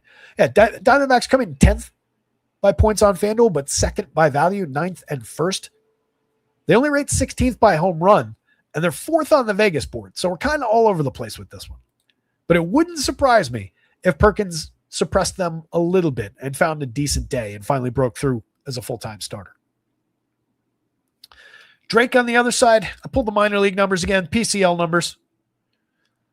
6.92 ERA over 16 starts, 60 strikeouts in 66 and a third innings. He's got allowed 11 home runs. But we got to keep in mind the PCL is like pitching every day at Coors Field. So some bumpy numbers there. In other stints through the minors, medium strikeouts, too many walks. Okay numbers as far as runs, a couple clean years. Age 25, just making his debut, limited upside, 6,300, 6,200 against these A's, even the diminished A's. I don't really love it. As we look at the A's lineup, name to keep in mind, Joshua Kuroda-Grauer took a ball off the nut yesterday and was going for imaging earlier today. So might not be in the lineup. I wouldn't want to play. Jacob Wilson at the top of the lineup, though, solid hit tool, good way to get things started for correlated scoring, feeding into the power hitters and Tyler Soderstrom, Shea Langoliers, Colby Thomas. All those guys do still put high-quality bat on ball. Thomas not nearly as consistently as the other two, 44.8, 45.1% hard hit rates for those two. Dips to 36.1 for him, but his 9.7% barrel for the cheap price is definitely interesting. He's hit 4 home runs in 109 plate appearances that have otherwise gone pretty much nowhere, but he's a playable guy from the right side against a questionable lefty at best. This ballpark also not going to help things for the kid who's used to pitching in the PCL. If Kuroda-Grauer is in the lineup, he's very interesting. Excellent hit tool, low strikeout, solid opportunity against this starter. Just keep an eye on that. He's nicely priced for his second base and third base eligibility. Jonah Heim, reasonable enough play at catcher, 9 home runs and 194 plate appearances. Just look to pick off a little power against the lefty. Tommy White, Alika Williams, and Henry Bolte down the bottom of the lineup. Bolte is the most interesting guy down there. 3 home runs, 11 stolen bases, a solid 336 on base over his first 213 plate appearances. That would be a reasonable guy to swap into the leadoff role with Jacob Wilson from time to time. On the D-back side with that 5+ total, you get the 2 stars up at the top of the lineup. Presumably no Corbin Carroll again today, but the 2 middle infielders for at least reasonable prices for all their production, all their skills are interesting going up against Perkins. If we get the downside of the coin of Perkins that we've seen throughout his starts, you could definitely get invested in some Diamondback success. 9.90 on the home run model for Marte. You get Max Kepler in the projected 3 spot with a 7.93. Then you can see a little bit of the ongoing dip through the rest of these numbers, only halfway to the magic number or so. So not a ton of projected upside as far as home run hitting through this lineup. These guys do get on base here and there, but it's not like the Brewers with the run creation marks. These bottom 5 hitters, that's an average of 292 on base, an average 293 weighted on base, and average 288 expected weighted on base. That's not a good group at the bottom of the Diamondbacks lineup. As we've highlighted throughout, it's a top-heavy team, and we don't even get Carroll. I'll give Max Kepler credit for his power over the years and leave him in that group. 51 pretty bad plate appearances deep in his season, but at least he's made interesting contact that reflects who Max Kepler's always been. So I have some faith there at a cheap price. But everybody after Gabby Moreno, including Nolan Arenado, who hit his 2000th hit of his career the other night or last night, big-time question marks. Ildemaro Vargas is not the player that he looked like for a minute earlier in the season. We were never fooled around here, but other people were diving in head first on Ildemaro Vargas. Never got it, and he has crashed back to earth, as was incredibly predictable. 2,600 on Adrian Del Castillo is kind of interesting. He's capable of squaring the ball up. 6.7% barrel, 49.3% hard hit in a mixed sample last year. Maintained the barrels, but slipped for hard hits by 10 percentage points in a small sample this year, but can drive the ball. 5 home runs and 168 chances. As a mixer at catcher, if you're not spending up on Gabby Moreno at just 42, which is a good price for his talent, Invest in Del Castillo. You might get surprised. Ryan Waldschmidt, a skilled rookie who has not really found a ton of quality over 139 chances, but there is a good skill set there to buy in the outfield for the cheap price. So it somewhat helps offset the top-heavy nature of the lineup if these guys manage to realize their talent and actually come through for us. But those have been few and far between so far this season. So you're going to be walking hand in hand with most people who go to this team with both these guys in your stack, probably two of these three guys. Nolan Arenado's not actually good. 13 home runs, sure. Decent enough counting stats, sure. I get it. He's been okay. Better than I thought he'd be. But nothing through here. Nothing about the actual swing and the speed at which he's using it actually indicates that he's going to continue doing this. It's a top-heavy team. If you get anything like this, Jack Perkins, forget it. They're not going to come through. So out of the teams above 5 implied runs, there's a couple of them, or there's 3 above, and then there's another couple hanging right in the 5-run range. I like the Diamondbacks the least. They're still a good option. Don't get me wrong. But I don't like the way that, and it's weird because I feel like I use this team a fair amount of the time. But it's mostly around Marte Perdomo, second base, shortstop, and then, when Carroll's there, obviously in the outfield, and then usually like Gabby Moreno or a Max Kepler type. It's the most obvious guys. So I just don't love how they come together. With that in mind, Diamondbacks bats, Athletics bats. Yeah, the best reason I can think of, actually, no, it's 1 and 2. Shit. Well, on DraftKings anyway, let's put it that way. The best reason I can think of is that the Diamondbacks come up with the number 1 value score there with all those cheap prices. 9th by points, 1st by value. Incredibly usable. On FanDuel, they and the Athletics are incredibly usable for value. They rank 1 and 2 from the 9 and 10 spots. Athletics are pulling a little bit more home run upside out of that mix. 4th ranked by home runs. On to the final game on the slate, thankfully. Out in Seattle, best pitching park in baseball. Chase Burns leading the way on the slate. Took us the entire show to get to the best pitcher on the board. 11-5, 10-5. Monster projections going up against a highly gettable Mariners team that can provide strikeout upside for such a good strikeout pitcher. 28.6% on the season. That comes on a whopping 14.1% swinging strike rate. Pitching to a 2.54 ERA, but does have a 3.59 xFIP, 3.59 SIERA under the surface to be aware of. When the walks get out of hand, that's where his problems can crop up. He's been managing premium contact and power, but it's important to remember, fly ball trajectory pitcher. Nearly a 20-degree average launch angle does feed into the barrel rate, even when he's missing premium hard hits. You can find incidental contact. You can find fly balls that get into the seats. And against the team with guys who hit the ball very hard, like Cal Raleigh, like Dominic Canzone, when he's going right, like Julio Rodriguez, and some of the other guys in this lineup, Josh Naylor, Luke Raley, don't sleep on. That could get problematic. If Chase Burns loses today, it's going to be around a couple walks and a home run ball that just happens to get out because of the fly ball trajectory. But that is a nice, clean option. Top of the board, well above average across basically everything, going up against a sub-4 implied total in a pitcher-friendly situation. On the other side, Luis Castillo, we've referred to him a few times through the show. We talked about the improvement in his numbers overall over the last handful of outings. 4.93 ERA on the season, but you can see a little bit of the expectation. 4.22 SIERA is pretty decent. 20.8% strikeout rate, but it comes on a 10.9% swinging. There's a little bit more upside there.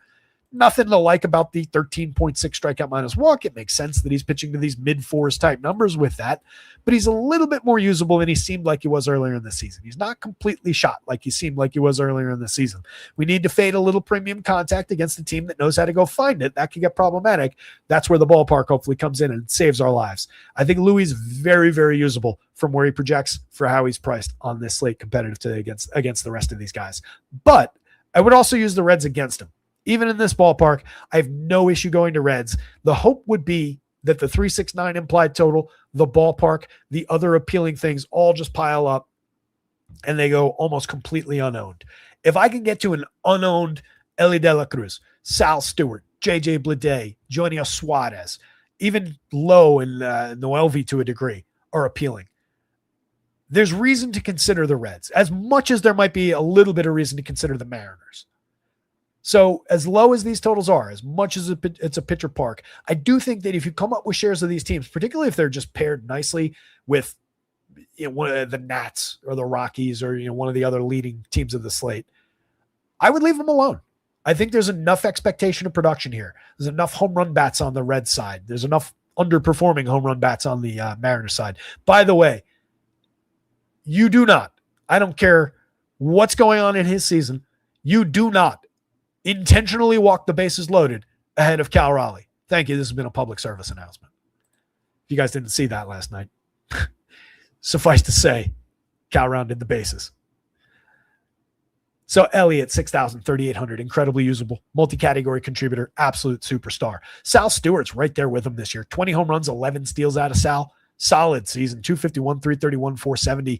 I think exceeding already pretty lofty expectations that were set coming into the year. First and third base eligible is nice. You run into a conflict with Lowe, but at least you can get Sal and Gino on the DraftKings slate now. Third base for both those guys, but at least you got Util to work with. What it does do is preclude you from getting both those guys and Nathaniel Lowe. Oh, no, I'm sorry. Third base, Util, first base, we're good. Noelvi Marte goes into the outfield in that equation. You can still make it all work. All right, so we're good on FanDuel. These positional conflicts get in the way sometimes. Nathaniel Lowe at 3,100, 2,700 with 11 home runs in 231 plate appearances, getting on base at a 333 clip. These are representative skills that we've seen from him over the years. On base and a fair number of home runs is what he does. So the fact that his price hasn't climbed basically at all with some success for exactly what his profile is, kind of surprising. That's a nice affordable option in the heart of the lineup. It's just, again, a bad ballpark for hitting. Noelvi Marte, playable. Jose Trevino, a little bit less so. TJ Friedl, mix and match piece in the outfield, who has not found success this year, but does have 12, 15 home run type upside, 15, 20 stolen base type upside when he's going right. And then Edwin Arroyo, really disappointing. 241, 284, 287, 11 homers, 4 ribbies, 11 runs, 4 ribbies, no homers, no steals. The no steals is the most surprising thing. I thought at least he would get on base a few times, steal a couple bags. Was killing it in the minors before his promotion and kind of fell off the board, but does have an appealing 316 XWOA, but that's not even league average as far as weighted on base goes, but it's a lot better than his 258 actual. And when you consider the speed that he adds to the equation, he could go higher than that and really turn things on in a hurry. He's just not done it yet. 24 at second base, I like better than 23 at short for that player.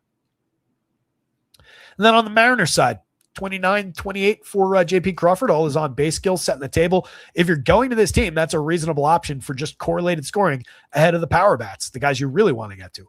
Julio Rodriguez, 14 home runs, 12 stolen bases on the year. Kind of mediocre numbers for him across the board, but that's an okay season. That's an okay 391 plate appearances out of, 75% of the league?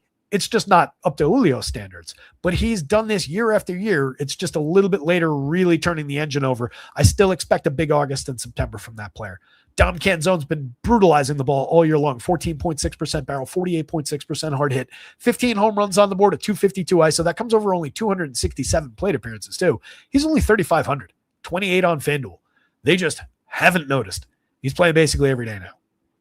Randy Arozarena at 49.35, supporting this team in it basically all season. 381 on base, 143 WRC plus, enough said. Josh Naylor at 34.29. If we're just thinking about last year and years past with Naylor, it's a brighter outlook at that price. He's gotten very cheap for who he is. 8 home runs, 19 stolen bases. We're off the mark across the entire line, including the slash. The ISO's bad. The 319 XWOB under 297 actual's bad. But that's a better player than that. And for that price, especially when you combine it with Cal Raleigh for his price, it gets interesting talking about value with the Mariners. Raleigh up to 10 home runs and 297 chances, nowhere near where he was last year, but at least an 11.5% barrel. Not completely dead in the water like they'd totally have you believe. Obviously, 163, 266, 307 is atrocious across the slash line, but the high-impact batted ball events are still in the mix. So if Chase Burns is going to accidentally throw a fly ball that goes a couple extra feet and gets into the seats to any of these hitters, Cal Raleigh's still your probably most likely guy to go find it. Cole Young, playable mixer in the middle infield. Colt Emerson, a lot of power upside, has not paid it off with any kind of consistency, not even finding the barrel or the hard hits at all. 7 home runs, though, in only 175 chances, and a ton of prospect pedigree. It's a kid they paid too. They need him to succeed. And then Luke Raley. It's just been really interesting all year. 16.6% barrel, 47.2% hard hit, 15 home runs on the board in 269 chances. Another high quality, high impact lefty to throw at Chase Burns here. Raley, a high strikeout, low walk player though. Could cause problems where you're not capitalizing on that heavy walk rate and you're falling victim to the strikeout downside. Between the two, that attribute alone for two similar outfielders makes Dom Canzone the more interesting of those two players. He's lower strikeout, higher walk.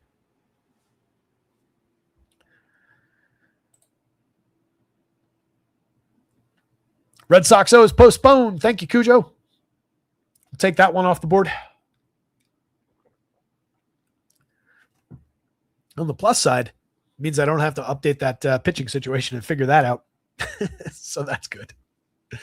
That said, guys, I think we're done. That was the last game, right? Hopefully. We got out to Seattle. I think we're done. We're done. Pull up the pitching board one last time. It's an important one to take a look at.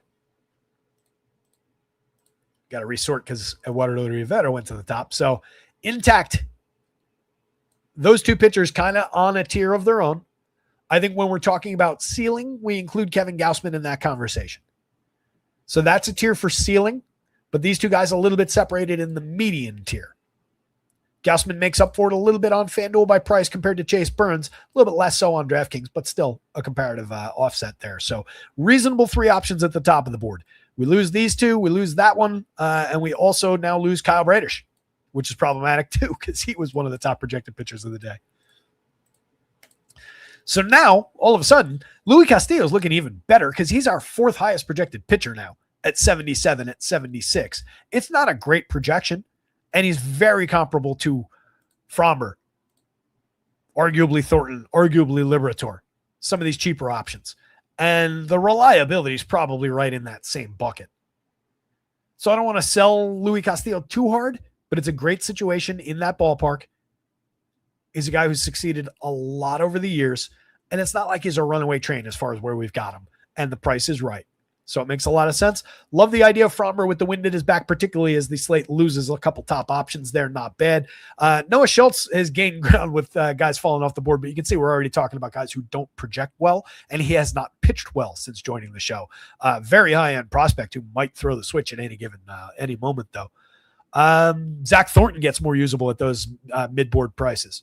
Kumar Rocker, same deal, especially Kumar Rocker, honestly, with that $6,400 price tag.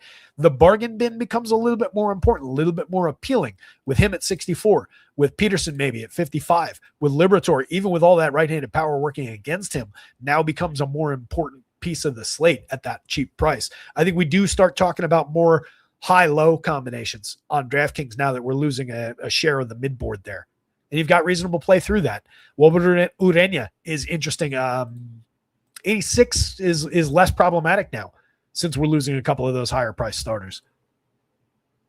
I don't want to completely float guys like Avila, Jack Perkins, Tyler Phillips, but they're at least a little slight amount more in the conversation if you're just talking about pure darts at the value board. Sproke gains ground, Ronaldo gains ground. Those are two playable options from down there. Everybody after that in that group, I don't like at all. I don't like Ema. I don't like, Chandler's off the board. I don't like Molly at this point. Everybody below that is a target for bats. The most usable guy down below Ronaldo here is probably the guy he's pitching against in Walker Buehler. Not a ton of separation between those projections, even though he's further down the board.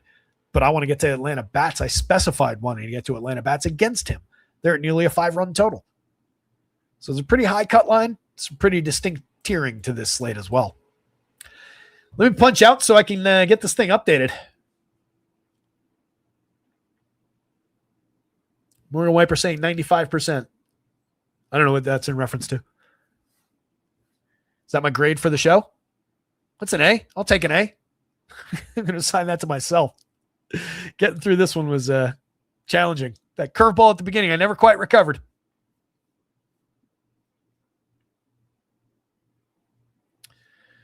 Cap says Drake has some strikeout upside, super high risk, though, high ERA. So I'd be a lot less worried about that ERA, Cap, because you're talking about PCL numbers. Dude pitches for Reno.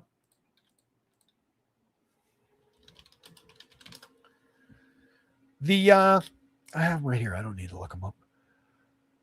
The strikeout numbers in AAA this year, in those same starts that he's pitching to that, the concerning run numbers, just a 19% strikeout rate, 10% walk.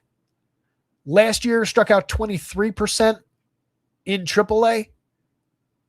That was over 7 starts in AAA. The number you're seeing where you're talking about strikeout upside came in AA, 31.8% strikeout in AA last year, 33.9 the year before in high A. That was across 42 innings in high A and 55 and a third last year in AA.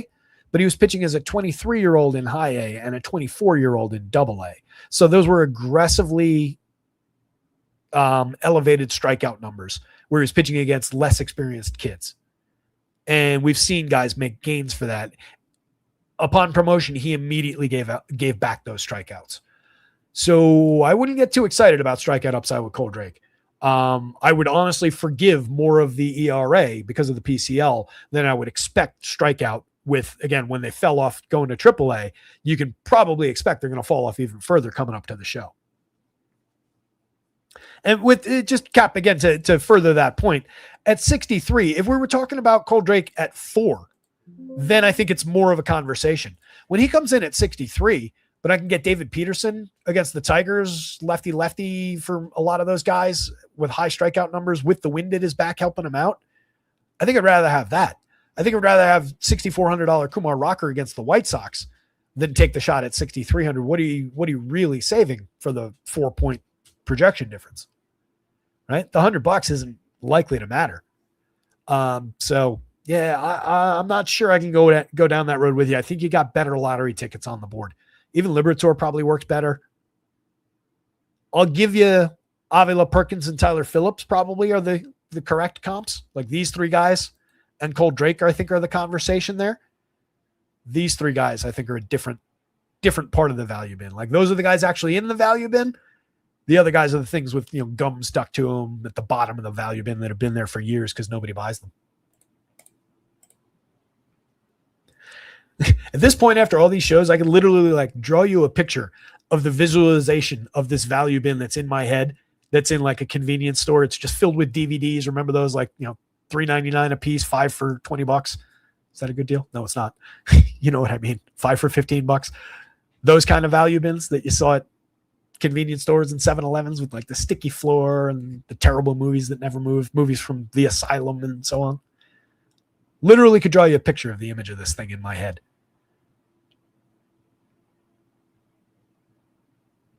Grauer had to get surgery. I don't know what we're referring to.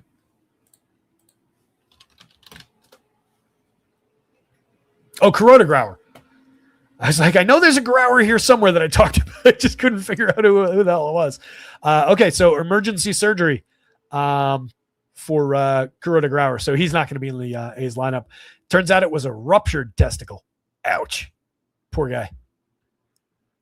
Thoughts and prayers to Mr. Kuroda Grauer, but you're not going to use him for DFS tonight and probably not for a little bit. Unfortunate injury to a talented kid. That's enough for today, gang. 5:55. Let me punch out of here. Got to get a bunch of things updated, get all the lineups in. Keep an eye on the site. Give me 5 minutes or so. The site will be updated. The website's rotoscouts.com, by the way, if you're not familiar. Free first week on a weekly plan with promo code TRYME, all one word, capital T, capital M. With that in mind, guys, check out the website. Keep an eye on the projection updates. Just be a few minutes. Good luck out there tonight. Somebody go win something. Share the results when you do. At Rotoscouts on Twitter. Free premium Discord linked in the description for the video.